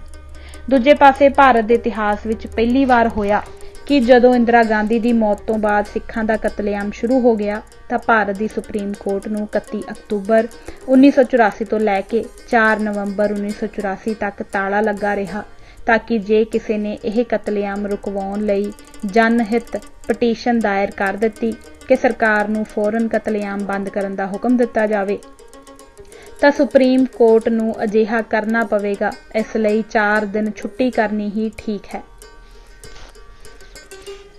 इंदिरा गांधी लई जहाज़ अगवा करन वाले 2 पांडे भरावां नूं भी अदालत वल्लों साफ बरी कर दिता गया सी, पर दूजे पासे इंदिरा गांधी नूं मारन लई कसूरवार मन्ने गए जिन्हां 2 बंदियां ते मुकदमा चलिया उन्हां नूं झट फांसी दे दित्ती गई। कानून जगत दे सारे वकील मानते हैं कि जिस हालात विच इंदिरा गांधी का कतल होया इन्हां दोहां नूं ही फांसी की सज़ा नहीं सी हो सकती, वध तो वध उम्र कैद हो सकती सी। फिर इन्हां दोहां ਸਿੰਘਾਂ भाई केहर सिंह ਅਤੇ भाई सतवंत सिंह नूं छेती फांसी देण लई तिहाड़ जेल विच कई कतलों के दोषी लाला खेमचंद ਅਤੇ डाकू दे कातल कंचन जिन्हां दी फांसी की अपील सुप्रीम कोर्ट विच पई सी नूं जल्दी सुनवाई करके बरी कर दिता गया, ताकि इंदिरा गांधी कतल केस वाले दोहां सिख मुलजमां नूं छेती फांसी ते लटकाया जा सके। दरबार साहिब ते हमले लई जिम्मेवार जनरल वैद्या नूं मारन वाले 2 सिखां भाई सुखदेव सिंह सुखा ते भाई हरजिंदर सिंह जिंदा नूं भी फांसी दे दित्ती गई। ਹੁਣ ਕੁਝ ਹੋਰ ਸਿੱਖਾਂ ਤੇ ਮੁੱਖ ਮੰਤਰੀ ਬੇਅੰਤ ਸਿੰਘ ਨੂੰ ਮਾਰਨ ਦੇ ਦੋਸ਼ ਹੇਠ ਮੁਕੱਦਮਾ ਚੱਲ ਰਿਹਾ ਹੈ। ਦਿੱਲੀ ਵਿੱਚ ਇੱਕ ਸਿੱਖ ਪ੍ਰੋਫੈਸਰ ਦਵਿੰਦਰਪਾਲ ਸਿੰਘ ਨੂੰ ਹੁਣੇ ਫਾਂਸੀ ਦੀ ਸਜ਼ਾ ਸੁਣਾਈ ਗਈ ਹੈ। ਕਿ ਦਿੱਲੀ ਵਿੱਚ ਹਜ਼ਾਰਾਂ ਹੀ ਬੇਦੋਸ਼ੇ ਸਿੱਖਾਂ ਨੂੰ ਕਤਲ ਕਰਨ ਵਾਲਿਆਂ ਵਿੱਚੋਂ ਕਿਸੇ ਤੇ ਵੀ ਕਤਲ ਦਾ ਦੋਸ਼ ਸਿੱਧ ਨਹੀਂ ਸੀ ਹੁੰਦਾ। ਕਿਸੇ ਵੀ ਅੰਮ੍ਰਿਤਧਾਰੀ ਸਿੱਖ ਜਿਹੜੇ ਖਤਰਨਾਕ ਲੋਕ ਹਨ, ਕਤਲ ਕਰਦੇ ਹਨ ਤੇ ਦਹਿਸ਼ਤਗਰਦੀ ਫੈਲਾਉਂਦੇ ਹਨ ਦੀ ਜਾਣਕਾਰੀ ਅਧਿਕਾਰੀਆਂ ਨੂੰ ਦਿੱਤੀ ਜਾਵੇ। ਇਹ ਲੋਕ ਦੇਖਣ ਨੂੰ ਭਾਵੇਂ ਬਾਹਰੋਂ ਬੜੇ ਭੋਲੇ ਲੱਗਦੇ ਹਨ, ਪਰ ਬੁਨਿਆਦੀ ਤੌਰ ਤੇ ਦਹਿਸ਼ਤਗਰਦ ਹਨ। ਸਾਡੇ ਸਾਰਿਆਂ ਦੇ ਭਲੇ ਦੀ ਗੱਲ ਇਹ ਹੈ ਕਿ ਇਹਨਾਂ ਦੀ ਪਛਾਣ ਕੀਤੀ ਜਾਵੇ ਅਤੇ ਇਹਨਾਂ ਦੇ ਟਿਕਾਣਿਆਂ ਬਾਰੇ ਜਾਣਕਾਰੀ ਦਿੱਤੀ ਜਾਵੇ। ਫੌਜੀ ਸਰਕੂਲਰ ਨੰਬਰ 153 ਜੁਲਾਈ 1984। ਸਿੱਖਾਂ ਨੇ ਆਪ ਹੀ ਹੌਲੀ ਆਪਣੇ ਹੱਕ ਛੱਡਣੇ ਸ਼ੁਰੂ ਕਰ ਦਿੱਤੇ। ਸਰਦਾਰ ਸਿਮਰਨਜੀਤ ਸਿੰਘ ਮਾਨ ਜਦੋਂ 4.5 ਲੱਖ ਤੋਂ ਵੀ ਵੱਧ ਵੋਟਾਂ ਦੇ ਫਰਕ ਨਾਲ ਜਿੱਤ ਕੇ ਪਾਰਲੀਮੈਂਟ ਵਿੱਚ ਪਹੁੰਚੇ ਤਾਂ ਵਾਚ ਐਂਡ ਵਾਰਡ ਸਟਾਫ ਨੇ ਉਹਨਾਂ ਨੂੰ ਰੋਕ ਲਿਆ ਤੇ ਕਿਹਾ, ਕਿਰਪਾਨ ਲੈ ਕੇ ਤੁਸੀਂ ਅੱਗੇ ਨਹੀਂ ਜਾ ਸਕਦੇ। ਮਾਨ ਸਾਹਿਬ ਨੇ ਕਿਹਾ, ਕਿਰਪਾਨ ਮੇਰਾ ਸੰਵਿਧਾਨਕ ਹੱਕ ਹੈ। ਸੰਵਿਧਾਨ ਦੀ ਧਾਰਾ 25 ਵਿੱਚ ਸਪਸ਼ਟ ਲਿਖਿਆ ਹੈ ਕਿ ਮੈਂ ਕਿਰਪਾਨ ਪਾ ਵੀ ਸਕਦਾ ਹਾਂ ਤੇ ਉਸ ਨੂੰ ਲੈ ਕੇ ਕਿਤੇ ਜਾ ਵੀ ਸਕਦਾ ਹਾਂ। ਕਿਰਪਾਨ ਨੂੰ ਸਿੱਖਾਂ ਦੇ ਅੰਗ ਦੇ ਤੌਰ ਤੇ ਮਾਨਤਾ ਪ੍ਰਾਪਤ ਹੈ, ਪਰ ਉਹਨਾਂ ਨੂੰ ਅੱਗੇ ਨਾ ਜਾਣ ਦਿੱਤਾ ਗਿਆ। ਹੁਣ ਇੱਥੇ ਇਸ ਹਾਲਾਤ ਨਾਲ ਦੋ ਤਰੀਕਿਆਂ ਨਾਲ ਨਜਿੱਠਿਆ ਜਾ ਸਕਦਾ ਸੀ। ਪਹਿਲਾ ਤਰੀਕਾ ਤਾਂ ਇਹ ਸੀ ਕਿ ਮਾਨ ਸਾਹਿਬ ਆਪਣੇ ਨਾਲ ਗਏ ਕਿਸੇ ਸਾਥੀ ਨੂੰ ਆਪਣੀ ਕਿਰਪਾਨ ਫੜਾ ਦਿੰਦੇ ਤੇ ਆਪ ਰਵਾ ਰਵੀ ਜਾ ਕੇ ਪਾਰਲੀਮੈਂਟ ਦੇ ਠੰਡੇ ਹਾਲ ਵਿੱਚ ਆਪਣੀ ਸੀਟ ਤੇ ਬੈਠ ਜਾਂਦੇ। ਇਸ ਗੱਲ ਦੀ ਕੋਈ ਮਸ਼ਹੂਰੀ ਨਹੀਂ ਸੀ ਹੋਣੀ ਤੇ ਅਖਬਾਰੀ ਚਰਚਾ ਵੀ ਨਹੀਂ ਸੀ ਚੱਲਣੀ, ਗੱਲ ਖਤਮ ਹੋ ਜਾਣੀ ਸੀ, ਜਿਸ ਤਰ੍ਹਾਂ ਉਹਨਾਂ ਨੇ ਹੁਣ ਵਾਲੀ MP ਦੀ ਚੋਣ ਜਿੱਤ ਕੇ ਕੀਤਾ ਹੈ। ਦੂਜਾ ਤਰੀਕਾ ਸੀ ਬੇਇਨਸਾਫੀ ਅੱਗੇ ਡਟਣਾ, ਜੋ ਇੱਕ ਅਣਖੀਲੇ ਮਨੁੱਖ ਦਾ ਫਰਜ਼ ਬਣਦਾ ਹੈ। ਸਿਤਮ ਜਰੀਫੀ ਦੀ ਗੱਲ ਇਹ ਸੀ ਕਿ ਮਾਨ ਸਾਹਿਬ ਨੂੰ ਬਾਰ-ਬਾਰ ਕਿਹਾ ਜਾਂਦਾ ਸੀ, ਰੱਖਿਆ ਦੇ ਕਾਰਨਾਂ ਕਰਕੇ ਤੁਹਾਨੂੰ ਕਿਰਪਾਨ ਲੈ ਕੇ ਅੰਦਰ ਨਹੀਂ ਜਾਣ ਦਿੱਤਾ ਜਾ ਸਕਦਾ, ਕਿਉਂਕਿ ਅੰਦਰ ਤੁਹਾਡਾ ਵਿਰੋਧੀ ਮੈਂਬਰ ਰਾਜੀਵ ਗਾਂਧੀ ਵੀ ਹੈ, ਜਿਸ ਨਾਲ ਸਿੱਖਾਂ ਦੀ ਲੱਗਦੀ ਹੈ। ਨਾਲੇ ਅੰਦਰ ਜਾ ਕੇ ਮੂੰਹ ਨਾਲ ਗੱਲ ਕਰਨੀ ਹੁੰਦੀ ਹੈ, ਕਿਰਪਾਨ ਕਾਹਦੇ ਲਈ ਜ਼ਰੂਰੀ ਹੈ। ਮਾਨ ਸਾਹਿਬ ਨੇ ਕਿਹਾ, ਮੈਂ ਭਾਰਤ ਦਾ ਮਾਣਯੋਗ ਸ਼ਹਿਰੀ ਹਾਂ ਤੇ ਲੋਕਾਂ ਦੀਆਂ ਵੋਟਾਂ ਨਾਲ ਜਿੱਤ ਕੇ ਲੋਕਾਂ ਦਾ ਨੁਮਾਇੰਦਾ ਬਣ ਕੇ ਆਇਆ ਹਾਂ, ਪਰ ਯਾਸਰ ਅਰਾਫਾਤ, ਜਿਸ ਦਾ ਕੋਈ ਮੁਲਕ ਨਹੀਂ, ਉਦੋਂ ਉਸਦਾ ਮੁਲਕ ਫਲਸਤੀਨ ਹੋਂਦ ਵਿੱਚ ਨਹੀਂ ਸੀ ਆਇਆ। ਉਹ ਇੱਥੋਂ ਦਾ ਸ਼ਹਿਰੀ ਵੀ ਨਹੀਂ, ਫਿਰ ਵੀ ਭਰੇ ਹੋਏ ਮਾਊਜਰ ਪਿਸਟਲ ਨਾਲ ਲੋਕ ਸਭਾ ਤੇ ਰਾਜ ਸਭਾ ਨੂੰ ਸੰਬੋਧਨ ਕਰਕੇ ਗਿਆ ਹੈ। ਮੇਰੀ ਕਿਰਪਾਨ ਉਹਦੇ 11 ਗੋਲੀਆਂ ਵਾਲੇ ਮਾਊਜਰ ਪਿਸਤੌਲ ਤੋਂ ਜ਼ਿਆਦਾ ਸ਼ਕਤੀਸ਼ਾਲੀ ਹੈ। ਉਦੋਂ ਵੀ ਤਾਂ ਲੋਕ ਸਭਾ ਤੇ ਰਾਜ ਸਭਾ ਦੇ ਕਈ ਐਸੇ ਮੈਂਬਰ ਸਨ ਜਿਹੜੇ ਫਲਸਤੀਨ ਬਣਾਉਣ ਬਦਲੇ ਇਜ਼ਰਾਈਲ ਨਾਲ ਖਾਮਖਾ ਪੰਗਾ ਲੈਣ ਦੇ ਹੱਕ ਵਿੱਚ ਨਹੀਂ ਸਨ। ਜੇ ਯਾਸਰ ਅਰਾਫਾਤ ਉਹਨਾਂ ਵਿਰੋਧੀ ਮੈਂਬਰਾਂ ਨੂੰ ਮਾਰ ਦਿੰਦਾ, ਫੇਰ ਸਪੀਕਰ ਕੋਲ ਇਸ ਤਰਕ ਦਾ ਕੋਈ ਜਵਾਬ ਨਹੀਂ ਸੀ। ਮਾਨ ਸਾਹਿਬ ਦਾ ਸਟੈਂਡ ਬਿਲਕੁਲ ਠੀਕ ਸੀ, ਕਿਉਂਕਿ ਪੁਰਾਣੇ ਅੰਗਰੇਜ਼ਾਂ ਵੇਲੇ ਦੇ ਅਸਲੇ ਦੇ ਲਾਇਸੈਂਸਾਂ ਤੇ ਲਿਖਿਆ ਹੁੰਦਾ ਸੀ ਕਿ ਸਿੱਖ ਕਿਰਪਾਨ ਪਾ ਸਕਦਾ ਹੈ ਤੇ ਨਾਲ ਰੱਖ ਸਕਦਾ ਹੈ। ਹੋਰ ਕੋਈ ਵੀ ਹਿੰਦੂ, ਮੁਸਲਮਾਨ, ਈਸਾਈ ਕਿਰਪਾਨ ਫੜਨ ਜਾਂ ਕਿਤੇ ਖੜਨ ਦਾ ਹੱਕ ਨਹੀਂ ਰੱਖਦਾ। ਜੇ ਕੋਈ ਕਾਨੂੰਨ ਦੀ ਉਲੰਘਣਾ ਕਰੇ ਤਾਂ ਉਸ ਨੂੰ ਜੇਲ੍ਹ ਹੋ ਸਕਦੀ ਹੈ। ਜਿਵੇਂ ਅੱਜ ਕੱਲ੍ਹ ਵੀ ਸਿਰਫ ਨਿਹੰਗ ਸਿੰਘ ਹੀ ਬਰਛੇ ਦਾ ਲਾਇਸੈਂਸ ਲੈ ਕੇ ਬਰਛਾ ਰੱਖ ਸਕਦੇ ਹਨ, ਹੋਰ ਕੋਈ ਨਹੀਂ। ਇਹ ਹੱਕ ਲੈਣ ਲਈ ਸਿੱਖਾਂ ਨੂੰ ਬਕਾਇਦਾ ਕਿਰਪਾਨ ਦਾ ਮੋਰਚਾ ਲਾਉਣਾ ਪਿਆ ਸੀ ਤੇ ਬੜੀਆਂ ਕੁਰਬਾਨੀਆਂ ਕਰਨੀਆਂ ਪਈਆਂ ਸਨ। ਹੁਣ ਮਾਨ ਸਾਹਿਬ ਆਪਣੇ ਸੁੱਖ ਆਰਾਮ ਵਾਸਤੇ ਸਿੱਖਾਂ ਦਾ ਇਹ ਸੰਵਿਧਾਨਕ ਹੱਕ ਕਿਵੇਂ ਛੱਡ ਕੇ ਪਾਰਲੀਮੈਂਟ ਵਿੱਚ ਜਾ ਬਹਿੰਦੇ। ਜੇ ਉਹਨਾਂ ਦੇ ਇਸ ਤਰ੍ਹਾਂ ਕਰਨ ਨਾਲ ਸਿੱਖਾਂ ਦਾ ਸੰਵਿਧਾਨਕ ਹੱਕ ਖੋਇਆ ਜਾਂਦਾ ਤਾਂ ਲੋਕਾਂ ਨੇ ਕਹਿਣਾ ਸੀ, ਪਹਿਲੇ ਅਕਾਲੀ ਦਲ ਦੇ ਪ੍ਰਧਾਨ ਤਾਂ ਅਨਪੜ੍ਹ ਹੁੰਦੇ ਸਨ, ਇਸ ਕਰਕੇ ਸਰਕਾਰ ਉਹਨਾਂ ਨਾਲ ਧੋਖਾ ਕਰ ਲੈਂਦੀ ਸੀ ਤੇ ਨਤੀਜੇ ਵਜੋਂ ਸਿੱਖਾਂ ਦੀਆਂ ਕੀਤੀਆਂ ਹੋਈਆਂ ਕੁਰਬਾਨੀਆਂ ਬੇਕਾਰ ਹੋ ਜਾਂਦੀਆਂ ਸਨ। ਪਰ ਤੂੰ ਤਾਂ ਪੜ੍ਹਿਆ ਲਿਖਿਆ ਤੇ ਇਤਿਹਾਸ ਦਾ ਗੋਲਡ ਮੈਡਲਿਸਟ ਸੀ, ਤੂੰ ਕਿਵੇਂ ਗਲਤੀ ਕਰ ਗਿਆ। ਜਿੱਥੇ ਸਰਦਾਰ ਸਿਮਰਨਜੀਤ ਸਿੰਘ ਮਾਨ ਕਿਰਪਾਨ ਦਾ ਹੱਕ ਖੋਹੇ ਜਾਣ ਦਾ ਕਲੰਕ ਆਪਣੇ ਤੇ ਨਹੀਂ ਸੀ ਲੈਣਾ ਚਾਹੁੰਦੇ, ਉੱਥੇ ਸਵੈ ਮਾਣ ਦੀ ਗੱਲ ਇਹ ਸੀ ਕਿ ਇੱਕ ਵਿਦੇਸ਼ੀ ਤਾਂ 11 ਗੋਲੀਆਂ ਦੇ ਭਰੇ ਹੋਏ ਮਾਊਜਰ ਪਿਸਤੌਲ ਨਾਲ ਲੋਕ ਸਭਾ ਤੇ ਰਾਜ ਸਭਾ ਵਿੱਚ ਬਿਨਾਂ ਕਿਸੇ ਰੋਕ ਟੋਕ ਦੇ ਤੁਰਿਆ ਫਿਰੇ ਤੇ ਇੱਥੋਂ ਦੇ ਸ਼ਹਿਰੀ ਨੂੰ ਉਸਦੇ ਸੰਵਿਧਾਨਕ ਹੱਕ ਤੋਂ ਵੀ ਵਾਂਝਿਆ ਰੱਖਿਆ ਜਾਵੇ। पर श्रोमणी कमेटी के प्रधान सरदार गुरचरण सिंह टोड़ा ने जिहड़ी टिप्पणी की वह बहुत ही शर्मनाक सी। उन्होंने प्रेस कॉन्फ्रेंस करके बयान दागिया। मान ने किरपान समेत पार्लीमेंट विच जाके गतका खेडना है। जदों मान नहाउण जांदा है तां किरपान नाल लैके जांदा है। दलित नेता डॉक्टर भीम राव अंबेडकर ने जदों भारत दा संविधान लिखिया तां सिखां नूं किरपान रखण ते पहनण दी छूट दित्ती ते इस दी व्याख्या इस तरह कीती। The wearing and carrying of kirpan shall be deemed to be included in the practice of the Sikh religion। किसी ने भी डॉक्टर साहिब नूं भावें इस विच सुधार करन लई नहीं सी आख्या, पर फिर भी उन्हां नूं अपने आप ही यह ध्यान आया कि सिख विचारी बड़ी भोली भाली कौम है, जदों कि जिन्हां नाल इन्हां दा वाह पै गया है वह बड़े शातिर ते चलाक लोग हन। शब्द प्रैक्टिस दा किते गलत मतलब कढ के सिखां दा हक खो ही ना लैण। इस विचार नूं मुख रख के उन्हां ने यह शब्द कट दिता ते ओदी थां प्रोफैशन लिख दिता। प्रैक्टिस दा मतलब तां यह होया कि कदे किरपान ला लई ते जदों जी कीता उदों पा लई। इस तरह लंबे समय तक यह हक नहीं सी चलना ते सरकार ने खो लैना सी।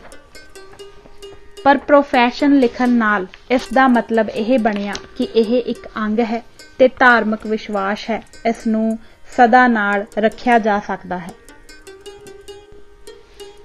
इस शब्द दा डिक्शनरी अर्थ यह बनता है। Oxford English dictionary.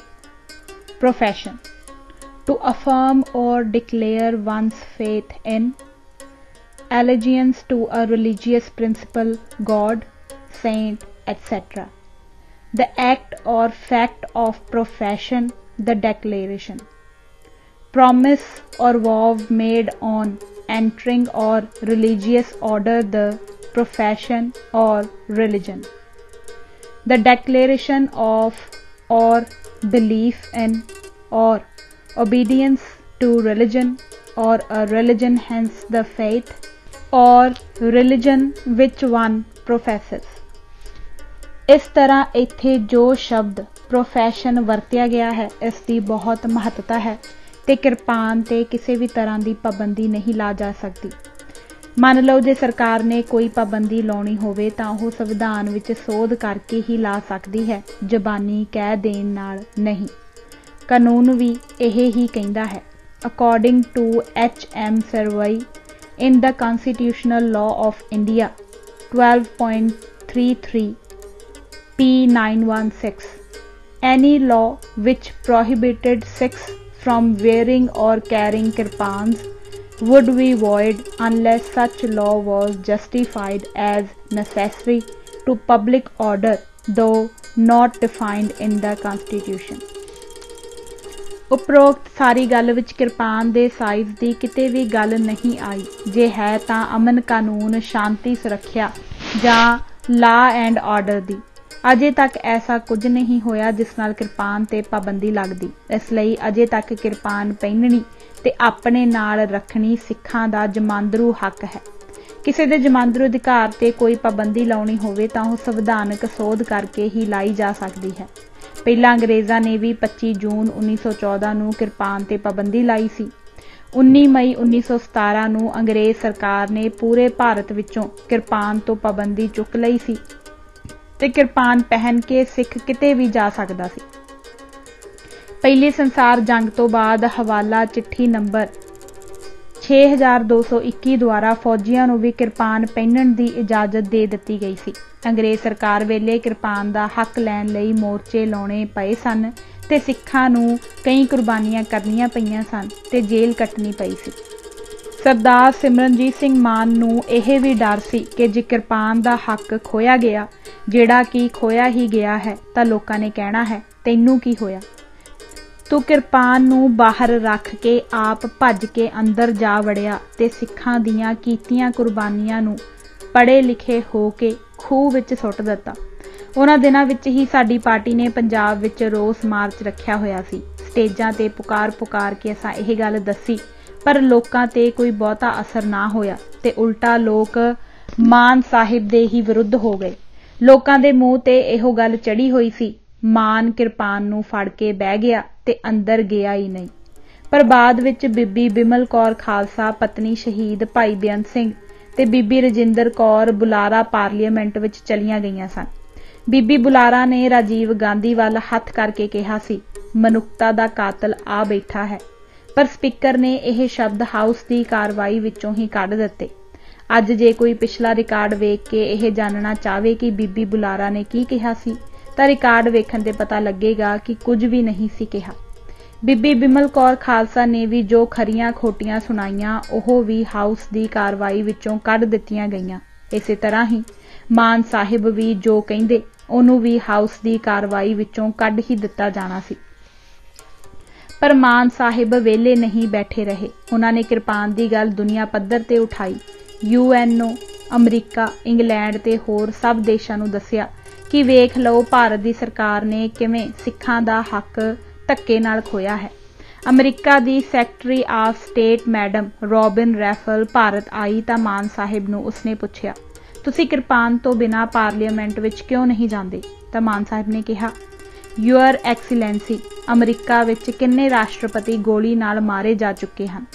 उसने कहा, 4। मान साहिब ने पूछा, 4 राष्ट्रपति मर जाण ते तुसां असले ते पाबंदी ला दित्ती है? रॉबिन रैफल ने कहा, असीं लोकां दे अधिकारां ते किवें पाबंदी ला सकदे हां? तां मान साहिब ने कहा, इत्थे किरपान नाल अज तक एक बंदा भी नहीं मरिया, पर फिर भी इन्हां ने मेरे किरपान रखण दे अधिकार ते पाबंदी ला दित्ती है। पर यासर अराफात नूं असले समेत लोक सभा विच जाण दिता जांदा है। उसने कहा, मैं सारी गल समझ गई हाँ ते मैं अपनी सरकार नूं यह गल दस देंगी। उस तो बाद ही सिख मुंडियां नूं धड़ा धड़ पनाह मिलनी शुरू हुई सी। जिस सरदार गुरचरण सिंह टोड़े नूं किरपान वर्गे धार्मिक मामले ते सरदार मान दा साथ देना चाहिदा सी, उसे दे बयानां ने ही पूरे भारत विच ते खास करके सिखां विच यह प्रभाव बना दिता कि किरपान एक फजूल चीज़ है ते हुण सिखां नूं इहदी लोड़ नहीं। मान साहिब भी हुण दूजी वार MP बन के बिना किरपान तो ही पार्लीमेंट विच चले गए हैं ते किरपान दा हक हुण सिखां कोलों खोया जा चुका है। सिख वखरी कौम दी अति महत्वपूर्ण कड़ी टुट गई है। संविधान दी धारा 25B(2) सिखां ते उन्हां दे गुरुद्वारियां नूं बिना किसी भेदभाव दे हिंदू कौम दा अंग मानदी है, जिवें बोधियां अते जैनियां नूं मानदी है। 25B(2) व्याख्या इस तरह है, the reference of Hindus shall be construed as including a reference to persons professing the Sikh, Jain or Buddhist religion and reference to Hindu religion institutions shall be construed accordingly। Sikh भी जैनियां ते बोधियां वांग हिंदू ही हन ते इन्हां दे धार्मिक स्थान भी इसे ही संदर्भ विच हन। इसका मतलब यह होया कि हरमंदर साहिब भी हिंदू धार्मिक स्थान ही है, बिल्कुल उवें ही जिवें हिंदुआं दा दुर्गियाना मंदिर है। जे 1925 का गुरुद्वारा एक्ट ना होवे जिस नाल श्रोमणी कमेटी की चोण हुंदी है, तां फिर दुर्गियाना मंदिर वांग कोई भी हिंदू हरमंदर साहिब का भी प्रधान बन सकता है। 1925 का एक्ट अजिहा नहीं होण दिंदा। इसे तरह ही किरपान क्योंकि सिख ही रख सकता है, होर कोई नहीं, इसलिए यह अधिकार हिंदू नालों सिख नूं वख करदा है। नहीं तो संविधान ने तां सिख अते सिखां दे गुरुद्वारे हिंदू ऐलान कर ही दिते सन। जैनी धर्म ग्रंथां विच लिखिया होया है कि जे कोई जैनी पागल हाथी दे अड़िके चढ़ जावे ते लागे ही कोई हिंदू मंदिर होवे जिथे जाके अपनी जान बचा सकदा होवे तां ओह हिंदू मंदिर विच ना जावे, हाथी दे पैरां थल्ले कुचले जाना मंजूर कर लवे। इसे तरह ही बुद्ध ग्रंथां विच लिखिया मिलदा है कि भावें हिंदू तुहानूं अपने विच मिलाउण लई तुहाडे ते किन्ना भी जुल्म ते तशद्दद करन, पर तुसी ओह जुल्म ते तशद्दद सहन कर लिओ, पर हिंदू ना बणिओ।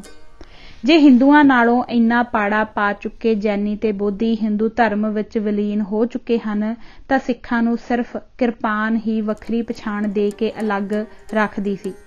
सिख ते हिंदू दे दरमियान किरपान ही एक दीवार सी जिहड़ी ढह गई है।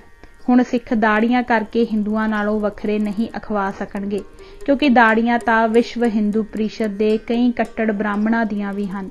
कईयां दी दाड़ियां तां सिखां दियां दाड़ियां नालों भी लंमियां हन।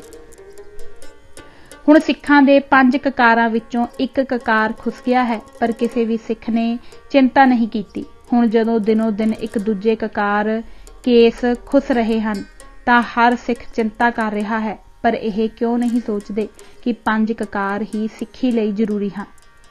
ਕੁਝ ਸਾਲ ਪਹਿਲਾਂ ਅਕਾਲ ਤਖਤ ਦੇ ਐਕਟਿੰਗ ਜਥੇਦਾਰ ਸਾਹਿਬ ਆਪਣੀ ਵਿਦੇਸ਼ ਯਾਤਰਾ ਤੇ ਚਲੇ ਤਾਂ ਉਹਨਾਂ ਨਾਲ ਕੀ ਬੀਤੀ, ਇਹ ਗੱਲ ਉਹਨਾਂ ਦੇ ਸਾਥੀਆਂ ਨੇ ਦਿੱਲੀੋਂ ਆ ਕੇ ਲੋਕਾਂ ਨੂੰ ਦੱਸੀ। ਵੱਡੀ ਕਿਰਪਾਨ ਤਾਂ ਜਥੇਦਾਰ ਸਾਹਿਬ ਘਰ ਹੀ ਲਾ ਗਏ ਸਨ, ਪਰ ਨਿੱਕੀ ਕਿਰਪਾਨ ਨੂੰ ਜਦੋਂ ਹਵਾਈ ਅੱਡੇ ਤੇ ਲਾਉਣ ਲਈ ਕਿਹਾ ਗਿਆ ਤਾਂ ਉਹਨਾਂ ਨੇ ਸੰਵਿਧਾਨ ਦਾ ਹਵਾਲਾ ਦਿੱਤਾ। ਅੱਗੋਂ DSP ਨੇ ਕਿਹਾ, ऐसी बातें तो किताबों में लिखी रहती है, उनको कौन पूछता है। किताबों में तो लिखा हुआ है कि भारत सारी दुनिया से अच्छा है, लेकिन आप देखते नहीं सभी भारतीय लोग बाहर भागे जा रहे हैं, जैसे यहाँ आग लग गई है। किताबों में तो ये भी लिखा हुआ है कि ईमानदारी से टैक्स दो, रिश्वत नहीं लो, तो क्या ये लिखा हुआ लोग मान लेते हैं। आप यह कर्ज मुझे दे दो, मैं यहाँ रख लेता हूँ, विदेश से आके ले जाना, मैं तो यही कर सकता हूँ। एक तरीका और है, आप हवाई जहाज को छोड़िए, समुद्री जहाज पर चले जाइए, वहाँ आपको यह छुरी साथ जाने को कोई मना नहीं करेगा, वहाँ तो क्विंटलों के हिसाब लोहा पड़ा होता है। कहते हैं इस सुंदर वार्तालाप तो बाद सिंह साहिब ने गात्रे वाली किरपान ला के चुपचाप अपने साथी नूं फड़ा दित्ती, जिसने वापस पटियाले आउणा सी। किरपान दा हक ना खुसे, यह धार्मिक मसला सी। सारे तख्तां दे जथेदारां ते अपने आप नूं रब नूं पहुंचे होए होण दा दावा करन वाले साधा नूं चाहीदा सी कि ओह इस विषय ते अपने विचार प्रगटाउंदे ते सगों मान साहिब दी हमायत ते आउंदे, पर सारिਆਂ ने ही मूँह विच घुंगड़ियां पा लईआं ते एक शब्द भी ना बोले। सरकार कोलों डरदे यह एक शब्द भी मूँह विचों कढण लई तैयार ना होए। डर तां इन्हां ते इन्ना भारू सी कि 1984 विच अकाल तख्त दे जथेदार किरपाल सिंह ने लोकां नूं अपने संबोधन विच यह आखण दी थां कि अकाल तख्त ढा दिता गया है, सगों यह कह के गुमराह किया कि कोठा साहिब ठीक ठाक है। लोकां नूं उदों यह कोई पता नहीं सी हुंदा कि अकाल तख्त दे किहड़े भाग नूं कोठा साहिब कहिंदे हन। सिखां कोलों हुणे ही निश्चित रूप विच जान लेना चाहिदा है कि ओह अपना वखरा देश चाहुंदे हन जिस विच उन्हां दा बहुमत होवे। जे उन्हां दी यह खाश होवे तां शरणार्थियां नूं हुणे ही इस ढंग नाल वसाया जावे कि उन्हां दी यह इच्छा पूरी हो सके। जे सिख भारत के नागरिकों के रूप में रहना चाहते हैं तो उन्होंने स्पष्ट रूप में समझा देना चाहिए है कि उन्होंने किसी तरह के भी विधानक या प्रशासकी विशेष अधिकार प्राप्त नहीं होंगे। सांझे चुनाव हलकियां के अधीन उन्होंने हिंदुओं के नाल रह के उन्होंने दे दुख सुख वंडने होंगे। इसका उत्तर देंदे हुए पंडित नेहरू ने कहा कि मास्टर तारा सिंह एक दिन पहला ही उन्होंने मिले सन। उन्होंने सिख आगू नूं यह पुछया सी कि की उन्हां दा भाईचारा खालिस्तान चाहुंदा है। पंडित नेहरू ने कहा कि इस गल ते मास्टर तारा सिंह दा मूँह उतर गया। सिख आगू ने बहुत दृढ़ता नाल कहा कि सिख खालिस्तान कतई नहीं चाहुंदे। ओह घट गिणती दे लोग हन ते झगड़ा मुल नहीं लेना चाहुंदे। ओह भारत दे नागरिकां दी तरह हिंदुआं नाल भरा बन के रहना चाहुंदे हन। दुर्गा दास इंचार्ज मुड़ वसाऊ विभाग भारत सरकार, करजन से नेहरू और उसके पश्चात, सफ़ा 283। कश्मीर दा सिख भी संकट विच। कश्मीर समस्या हुण उस पड़ाव ते पहुंच गई है जिस पड़ाव ते जात ते राजीनामा हो जाता है जां दोहां विचों एक पार्टी भगौड़ी हो जाती है। जे स्कूल पढ़दे दो बच्चे लड़दे लड़दे एक दूजे दे वाल फड़ लैण तां फिर दोवें ही एक दूजे नूं कहिंदे हन, तू मेरे वाल पहलां क्यों फड़े। दूसरा कहिंदा है पहलां तू फड़े सी। जे कोई छुडाउण आ जावे तां एक कहिंदा है पहलां दूजा वाल छड्डे ते दूजा कहिंदा है पहलां पहला छड्डे। रमजान के दिनों विच भारत सरकार ने एक तरफा युद्धबंदी का ऐलान कर दिता। सन 2000 विच यह रियायत भारत सरकार ने पहली बारी कश्मीरी खाड़कुआं नूं दित्ती सी। इस विच कोई शक नहीं कि सरकार का सारा जोर लग चुका है। रोज़ का करोड़ों रुपए का खर्चा है। हुण तक जिन्ना खर्चा कश्मीर विच हो चुका है, इन्ने पैसे नाल 30 भाखड़ा डैम बन सकते सन। पर हिंदुस्तान की बदकिस्मती यह है कि इत्थे सियाणी गल कोई नहीं करता। जिहड़ी हिंदू सोच प्रधानमंत्री की हुंदी है, ओह ही इत्थों दे चपड़ासी की हुंदी है। जिवें चपड़ासी सोचता है, उसी तरह का बयान प्रधानमंत्री देंदा है। हुण एक रट हिंदुस्तान दे सारे हिंदुआं ने यह लाई हुई है कि कश्मीर भारत का अटुट अंग है ते असीं किसी कीमत ते भी यह वख नहीं होण देना।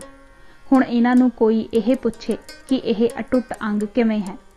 1947 विच देश की वंड वेले तो ही यह झगड़े वाला है। जिन्ना हक हिंदुस्तान जताउंदा है, उस तो भी वध पाकिस्तान जताउंदा है। पाकिस्तान हिंदुस्तान नालों ज़्यादा सच्चा लगदा है, क्योंकि जदों अंग्रेज ने अणवंडिया मुल्क छड्डण दा इरादा कर लिया तां अगाऊं ही दस दिता सी कि 1948 के अखीर तक अंग्रेज अपना राज भाग छड्ड के सत्ता इत्थों के लीडरां नूं सौंप के चले जाणगे। जंगी लॉर्ड एटली नूं सारा प्रबंध करन दा काम सौंपिया गया, पर यह काम 1947 तक ही नेपरे चढ़ गया, क्योंकि हालात ही कुछ ऐसे बन चुके सन कि हरियाणे की कहावत वांग फुफी जाऊं जाऊं करे थी, फूफा लैण आ गया। वांग अंग्रेज जल्दी तो जल्दी भारत छड्ड जाना चाहुंदे सी ते नेहरू अते मुहम्मद अली जिन्नाह गद्दियां सांभण नूं मुट्ठां विच थुक्की फिरदे सन। सो राज भाग सांभण दा वेला 1 साल पहलां ही आ गया। रियासतां किस तरीके नाल ते किहड़े-किहड़े मुल्क नाल रलणगियां भी कि नहीं, यह फैसला रियासतां ते ही छड्ड दिता गया। बाकी सारियां रियासतां तां जिवें किवें भारत दे काबू आ ही गईयां। ਜਿਹੜੀਆਂ रियासतां हिंदुस्तान दे विचकार सन, उन्हां ने किहड़ी मां कोल जाना सी, ओह तां चुपचाप ही मन गए। थोड़ी बहुत चूं चरां पटियाला रियासत दी होई, ओह सरदार पटेल ने पिस्टल पॉइंट नाल सुध कर लई। मोटा झगड़ा 2 रियासतां दा सी, जम्मू कश्मीर ते हैदराबाद। हैदराबाद दा राजा मुसलमान सी, पर बहु गिणती वसों हिंदू सी। इधर जम्मू कश्मीर दी बहुती वसों मुसलमान सी, पर राजा हिंदू सी। जे तां राजिया दी मर्जी नाल किसी रियासत ने किसी देश नाल रलना सी, फिर हैदराबाद ने पाकिस्तान नाल ते जम्मू कश्मीर ने भारत नाल रलना सी। बस इत्थे ही गड़बड़ हुई। बाणिया बुद्धि ने चित्त भी मेरी पट भी मेरी, पत्ता मेरे बाप दा वांग हैदराबाद बारे कहा कि नवाब हैदराबाद मुसलमान है, पर क्योंकि वसों ज़्यादा हिंदू है, इसलिए भारत विच रलना चाहिदा है। यह कह के इसनूं भारत नाल मिला लिया गया। उधर कश्मीर बारे कहा कि प्रजा भावें बहुती मुसलमान है, पर राजा हरी सिंह हिंदू है, इसलिए जम्मू कश्मीर भी भारत दा है। हुण इसदा कोई भी न्याय करे, भारत नूं गलत कहेगा। देश की वंड वेले तो ही यह इलाका झगड़े वाला है। जिहड़ा महात्मा गांधी अहिंसा परमो धर्मां दा पुजारी सी, उसने बंबारी करन चले जहाज़ां दे पायलटां नूं आप आशीर्वाद दत्ती ते कहा विजयी भव। 1952 विच नेहरू ने आल इंडिया रेडियो तो बयान दिता कि कश्मीर दे लोकां नूं हक्के खुद इरादियत अर्थात राइट टू सैल्फ डिटरमिनेशन का अधिकार दिता जाएगा। जिन्ना चिर तक ऐसा प्रबंध नहीं हो जाता, धारा 370 लागू रहेगी, जो अजे भी लागू है। जम्मू कश्मीर का केस UNO विच पिया है। UNO दीयां गड्डियां चिट्टे झंडे लाई अज भी कश्मीर विच घुमदियां फिरदियां हन।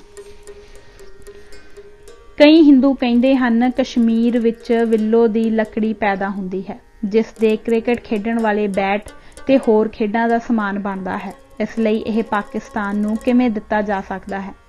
बंदा इन्हां मूर्खां नूं पुछे कि जिन्ने दी विल्लो लकड़ पैदा हुंदी है, उस तो 100 गुणा वध तां फौज दा खर्चा है। रोज़ 20-20, 30-30 बंदे मरन दी औसत है। उत्थे दे लोकां दा बेड़ा गर्क हो चुका है। फौज उत्थे मनमानियां करदी है।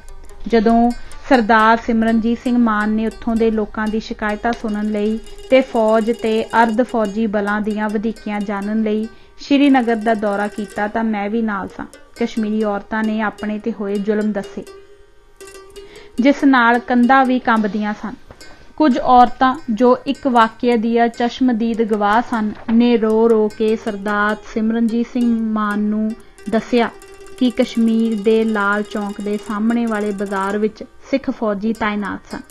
एक फौजी ने दूजे फौजी नाल निशाना किहदा चंगा है दी शर्त लाई ते दोवें सिख फौजी निशाना खेडन लग पए। उपरली मंजिल दी बारी विच अपने घर खलोते एक कश्मीरी ते पहले फौजी ने निशाना लाया, पर ओह ना लगा क्योंकि बारी विच खलोता बंदा कुदरती ही पिछां हो गया सी। गोली दी आवाज़ सुन के ओह ही कश्मीरी दूजी बारी खोल के वेखण लगा कि गोली किने ते क्यों चलाई है। उन्ने चिर नूं दूजे सिख फौजी दी वारी सी। उन्हें निशाना लाया, कश्मीरी लुढ़क के समेत जंगला थल्ले बाजार विच आ डिग्गा।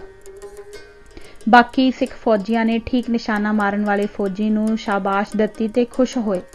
उस कश्मीरी दा पंचनामा यह बनिया कि यह थल्ले बाजार विच घुम रहा सी। कश्मीर दीयां खबरां विच टीवी वेखिया रोंगटे खड़े हो जाते हैं कि किस तरह सिख फौजी ते BSF वाले बुरका पोश कश्मीरी औरतां नूं वालां तो फड़ के कंधां विच मारदे हन। औरतां दे ढिड विच लत्तां मारनियां ते बेरहमी नाल कश्मीरियां नूं कुੱਟਣਾ सिख फौजियां दा नित दा काम है। उन्हां दे यह कारे भारती मीडिया जाण के टीवी ते बार दिखाउंदा है ताकि कश्मीर दे लोकां नूं सिखां नाल नफरत हो जावे। सरकार ने जाणबुੱਝ के कश्मीर विच वसन वाले सिखां नूं नौकरियां नहीं दित्तियां, पर होम गार्ड अते SPO स्पैशल पुलिस अफसर दी भर्ती विच 100 विचों 53 बंदे सिख भर्ती कीते हैं। SPO दे भारी भरकम ना तो इस तरह का भुलेखा पैंदा है कि सिखां नूं शायद अफसर भर्ती कर लिया गया है, पर नहीं, इन्हां दी दिहाड़ी 30 रुपए रोज़ हुंदी है ते इन्हां नूं ड्रिल प्रैक्टिस वालियां निकम्मियां ते डमी 303 बोर दीयां राइफलां दित्तियां जांदियां हन ते कां उडाउण वाले डराउणियां वांग चौंकां विच खड़ा कर दित्ता जांदा है। कश्मीरी सिखां ने मरन लई इस तरह के काम करके अपनियां कबरां आप पुट्टणियां शुरू कर लईआं हन। जिस पिंड विच 35 सिख मारे गए सन, उस पिंड विच एक सरपंच ने कुछ दिन पहला ही भारती फौज की परेड करवाई सी ते एक सिख इंटैलीजेंस ब्यूरो वाले ने खूनी वाकिया तो 4 दिन पहला कुछ खाड़कू नौजवान मरवा दिते सन। हल्की उम्र के ओह नौजवान खाड़कू उन्हां पिंड वालियां नाल ही क्रिकेट खेडते रहिंदे सन। कदे भी किसी कश्मीरी खाड़कू नौजवान ने किसी सिख का कोई नुकसान नहीं सी कीता। सिखां नूं भी उन्हां नौजवानां तो कदी कोई शिकायत नहीं सी, पर भारती हेज वाले कुछ सिखां ने सारे कश्मीर के सिखां नूं दाਅ ते ला दिता। जदों भाई रणजीत सिंह जथेदार अकाल तख्त ते सरदार गुरचरण सिंह टोड़ा चिट्ठी सिंहपुरा पिंड विच 35 सिखां दे भोग ते गए तां उन्हां ने पुछया कि जे सरकार ने नौकरियां देनियां ही हन तां इन्हां नूं आरजी मामूली नौकरियां ते क्यों रखिया जा रहा है। कि सिखां नूं कश्मीर विच बाकी महकमिਆਂ विच भी 53% ਦੇ हिसाब नाल ही नौकरियां दित्तियां जाणगियां। जे ऐसा नहीं तां फिर इन्हां नूं चारे दे रूप विच क्यों वरतिया जा रहा है। इस गल दा स्टेज ते बैठे गृह मंत्री लाल कृष्ण अडवाणी ते कश्मीर दे मुख मंत्री फारूक अब्दुल्ले कोल कोई जवाब नहीं सी। जदों कश्मीरी सिखां ने कहा कि सानू कश्मीर विचों कड्डो, इत्थे साडी जिंदगी नूं खतरा है, तां भाई रणजीत सिंह जी ने पुछया, अज सिख दी जिंदगी नूं खतरा कित्थे नहीं? दिल्ली, कानपुर, बुकारो ते होर भारती शहर की सिखां लई बहुत सुरक्षित हन। जे भारत दी राजधानी विच सिखां नूं मिट्टी दा तेल पा के लुहिया जा सकदा है तां दिल्ली तो चंगा किहड़ा थां है जिथे तुहानू लै जाइए। पंजाब विच तां पहिलां ही हनेरी झुल्ली रही है ते हज़ारां सिख नौजवान पुलिस ते अर्ध फौजी बलां दा खाजा बन चुके हैं। कश्मीरी लोकां ने एक फैसला किया कि पंचायत चोणां दा बाईकाट किया जाए, पर हैरानी यह हुई कि सिख सरपंची ते पंची दे उम्मीदवार दे तौर ते खड़े हो गए ते इस तरह एक 2 वोटां नाल जित भी गए। कि यह सिखां दे मरण दे मसाले नहीं। सिख फौजी जो कुछ दूजे सूबियां विच उत्थों दे लोकां ते औरतां नाल करदे हन, ओह कुछ ही दूसरे सूबियां दे फौजी अते CRP वाले पंजाब आके सिखां नाल करदे हन। सिख फौजियां ने असम, नागालैंड ते बंगलादेश दी सरहद ते भी कोई घट खरमस्तियां नहीं कीतियां। अजे थोड़े दिन पहलां दी ही गल है कि 17 सिख फौजी जो असम सरहद ते तैनात सन ਬੰਗਲਾਦੇਸ਼ ਦੇ ਪਿੰਡਾਂ ਵਿੱਚ ਤੱਤਾ ਉਬਲਦਾ ਪਾਣੀ ਪਾ ਕੇ ਲੂਹੇ ਗਏ ਹਨ। ਇਹਨਾਂ ਦੀਆਂ ਲਾਸ਼ਾਂ ਪੰਜਾਬ ਤੱਕ ਆਉਣ ਦੀ ਹਾਲਤ ਵਿੱਚ ਵੀ ਨਹੀਂ ਸਨ। ਇਹ ਲੋਕ ਬਹੁਤ ਹੀ ਬੇਰਹਿਮੀ ਨਾਲ ਮਾਰੇ ਗਏ ਸਨ। ਸਰਕਾਰ ਨੇ ਤਾਂ ਇਸ ਹਾਦਸੇ ਦੀ ਧੁੱਖ ਨਹੀਂ ਕੱਢੀ, ਪਰ ਪਤਾ ਲੱਗਾ ਹੈ ਕਿ ਇਹ ਫੌਜੀ ਰੋਜ਼ ਬੰਗਲਾਦੇਸ਼ ਦੀ ਹੱਦ ਵਿਚਲੇ ਪਿੰਡਾਂ ਵਿੱਚ ਜਾ ਵੜਦੇ ਤੇ ਔਰਤਾਂ ਨਾਲ ਖੇਖਰਾਬੀ ਕਰਦੇ ਸਨ। ਕਦੇ ਉਹਨਾਂ ਨੂੰ ਕੁਝ ਪੈਸੇ ਵੀ ਦੇ ਦਿੰਦੇ ਸਨ, ਪਰ ਅਖੀਰ ਜਦੋਂ ਬੰਗਾਲੀਆਂ ਦੀ ਬਰਦਾਸ਼ਤ ਤੋਂ ਬਾਹਰ ਹੋ ਗਿਆ ਤਾਂ ਉਹਨਾਂ ਨੇ ਬੰਗਲਾਦੇਸ਼ ਰਾਈਫਲਸ ਦੀ ਮਦਦ ਨਾਲ 17 ਸਿੱਖ ਫੌਜੀ ਬੇਰਹਿਮੀ ਨਾਲ ਮਾਰ ਦਿੱਤੇ। ਕਸ਼ਮੀਰ ਵਿੱਚ ਵੀ ਸਿੱਖ ਫੌਜੀਆਂ ਨੇ ਕਸ਼ਮੀਰੀ ਲੋਕਾਂ ਤੇ ਖਾਸ ਕਰ ਔਰਤਾਂ ਤੇ ਘੱਟ ਜ਼ੁਲਮ ਨਹੀਂ ਕੀਤੇ। ਔਰਤਾਂ ਦੇ ਢਿੱਡਾਂ ਵਿੱਚ ਲੱਤਾਂ ਮਾਰਨਾ ਆਮ ਗੱਲ ਹੈ। ਘੇਰਾ ਪਾਇਆ ਜਾਂਦਾ ਹੈ, ਬੰਦੇ ਸਾਰੇ ਬਾਹਰ ਕੱਢ ਦਿੱਤੇ ਜਾਂਦੇ ਹਨ। ਪੂਰਾ ਦਿਨ ਤੇ ਪੂਰੀ ਰਾਤ ਕਸ਼ਮੀਰੀ ਔਰਤਾਂ ਭੁੱਖੇ ਬਘਿਆੜ ਰੂਪੀ ਫੌਜੀਆਂ ਦੇ ਰਹਿਮੋ ਕਰਮ ਤੇ ਹੁੰਦੀਆਂ ਹਨ। ਇਸ ਕਿਸਮ ਦੇ ਆਪਰੇਸ਼ਨਾਂ ਦੇ ਵੱਖੋ ਵੱਖਰੇ ਨਾਂ ਰੱਖੇ ਹੋਏ ਹਨ। ਮਨੁੱਖੀ ਅਧਿਕਾਰ ਨਾਂ ਦੀ ਇੱਥੇ ਕੋਈ ਚੀਜ਼ ਨਹੀਂ। ਫਾਰੂਕ ਅਬਦੁੱਲੇ ਦੀ ਸਰਕਾਰ ਪੰਜਾਬ ਦੀ 1985 ਵਾਲੀ ਬਰਨਾਲਾ ਸਰਕਾਰ ਵਰਗੀ ਹੀ ਹੈ, ਜਿਸ ਨੇ ਇੰਦਰਾ ਗਾਂਧੀ ਦੇ 1984 ਵਾਲੇ ਸਾਕੇ ਨੀਲਾ ਤਾਰਾ ਨੂੰ ਸਹੀ ਸਿੱਧ ਕਰਨ ਲਈ ਦੁਬਾਰਾ ਪੁਲਿਸ ਦਰਬਾਰ ਸਾਹਿਬ ਵਿੱਚ ਭੇਜ ਦਿੱਤੀ ਸੀ, ਪਰ ਅੰਦਰੋਂ ਇੱਕ ਵੀ ਖਾੜਕੂ ਨਾ ਲੱਭਾ। ਬਰਨਾਲੇ ਨੂੰ ਇਸ ਗੱਲ ਨਾਲ ਮਤਲਬ ਨਹੀਂ ਸੀ ਕਿ ਅੰਦਰ ਕੋਈ ਹੈ ਕਿ ਨਹੀਂ। ਉਹਨੇ ਤਾਂ ਹਿਜ਼ ਮਾਸਟਰਜ਼ ਵਾਈਸ ਵਾਂਗ ਕੰਨ ਖੜੇ ਕਰਕੇ ਦਿੱਲੀ ਤੋਂ ਰਾਜੀਵ ਦਾ ਹੁਕਮ ਸੁਣਿਆ ਤੇ ਪੁਲਿਸ ਭੇਜ ਦਿੱਤੀ। ਫਾਰੂਕ ਅਬਦੁੱਲਾ ਵੀ ਭਾਰਤ ਸਰਕਾਰ ਦੀ ਕਠਪੁਤਲੀ ਹੈ। ਉਸ ਨੂੰ ਦਿੱਲੀ ਤੋਂ ਨਚਾਇਆ ਜਾਂਦਾ ਹੈ। ਫਾਰੂਕ ਅਬਦੁੱਲਾ ਦੇ ਪਿਤਾ ਸ਼ੇਖ ਅਬਦੁੱਲਾ ਪ੍ਰਤੀ ਕਾਇਦੇ ਆਜ਼ਮ ਮੁਹੰਮਦ ਅਲੀ ਜਿਨਾਹ ਦੇ ਵਿਚਾਰ ਇਹ ਸਨ। ਇਹ ਲੰਮਾ ਆਦਮੀ ਕੁਰਾਨ ਗਾਉਂਦਾ ਹੈ ਤੇ ਲੋਕਾਂ ਨੂੰ ਬੇਵਕੂਫ ਬਣਾਉਂਦਾ ਹੈ। ਜਿਸ ਤਰ੍ਹਾਂ ਸਿੱਖ ਲੀਡਰ ਆਪਣਾ ਆਪ ਕੇਂਦਰ ਅੱਗੇ ਸਮਰਪਿਤ ਕਰ ਚੁੱਕੇ ਹਨ, ਉਸੇ ਤਰ੍ਹਾਂ ਹੀ ਫਾਰੂਕ ਅਬਦੁੱਲੇ ਨੇ ਵੀ ਆਪਣੇ ਆਪ ਨੂੰ ਭਾਰਤ ਅੱਗੇ ਸੁੱਟ ਦਿੱਤਾ ਹੈ। ਸ਼ਾਇਦ ਇਸੇ ਕਰਕੇ ਹੀ ਫਾਰੂਕ ਅਬਦੁੱਲੇ ਦੇ ਪੁੱਤ ਉਮਰ ਅਬਦੁੱਲੇ ਨਾਲ ਸਿੱਖਾਂ ਨੇ ਆਪਣੀ ਕੁੜੀ ਵਿਆਹ ਦਿੱਤੀ ਹੈ। ਹੁਣ ਸਿੱਖ ਮੁਸਲਮਾਨਾਂ ਨੂੰ ਵੀ ਕੁੜੀਆਂ ਦੇਣ ਲੱਗ ਪਏ ਹਨ, ਤਾਂ ਫਿਰ ਸਿੱਖੀ ਕਿੱਥੇ ਅੜੀ ਰਹਿ ਗਈ। ਹਿੰਦੂ ਵੀ ਮੁਸਲਮਾਨ ਰਾਜਿਆਂ ਨੂੰ ਕੁੜੀਆਂ ਦਿੰਦੇ ਸਨ, ਹੁਣ ਸਿੱਖ ਵੀ ਮੁਸਲਮਾਨ ਵਜ਼ੀਰਾਂ ਨੂੰ ਕੁੜੀਆਂ ਦੇਣ ਲੱਗ ਪਏ ਹਨ। ਕਹਿੰਦੇ ਹਨ ਕਿ ਗਵਾਂਢੀ ਦਾ ਰੂਪ ਨਹੀਂ ਆਉਂਦਾ, ਮੱਤ ਤਾਂ ਆ ਹੀ ਜਾਂਦੀ ਹੈ। ਇਜਾਜ਼ਤ ਦਿਓ, ਅੱਜ ਅਸੀਂ ਕਿਤਾਬ ਇੱਥੋਂ ਤੱਕ ਹੀ ਪੜ੍ਹਾਂਗੇ। ਵਾਹਿਗੁਰੂ ਜੀ ਕਾ ਖਾਲਸਾ, ਵਾਹਿਗੁਰੂ ਜੀ ਕੀ ਫਤਿਹ।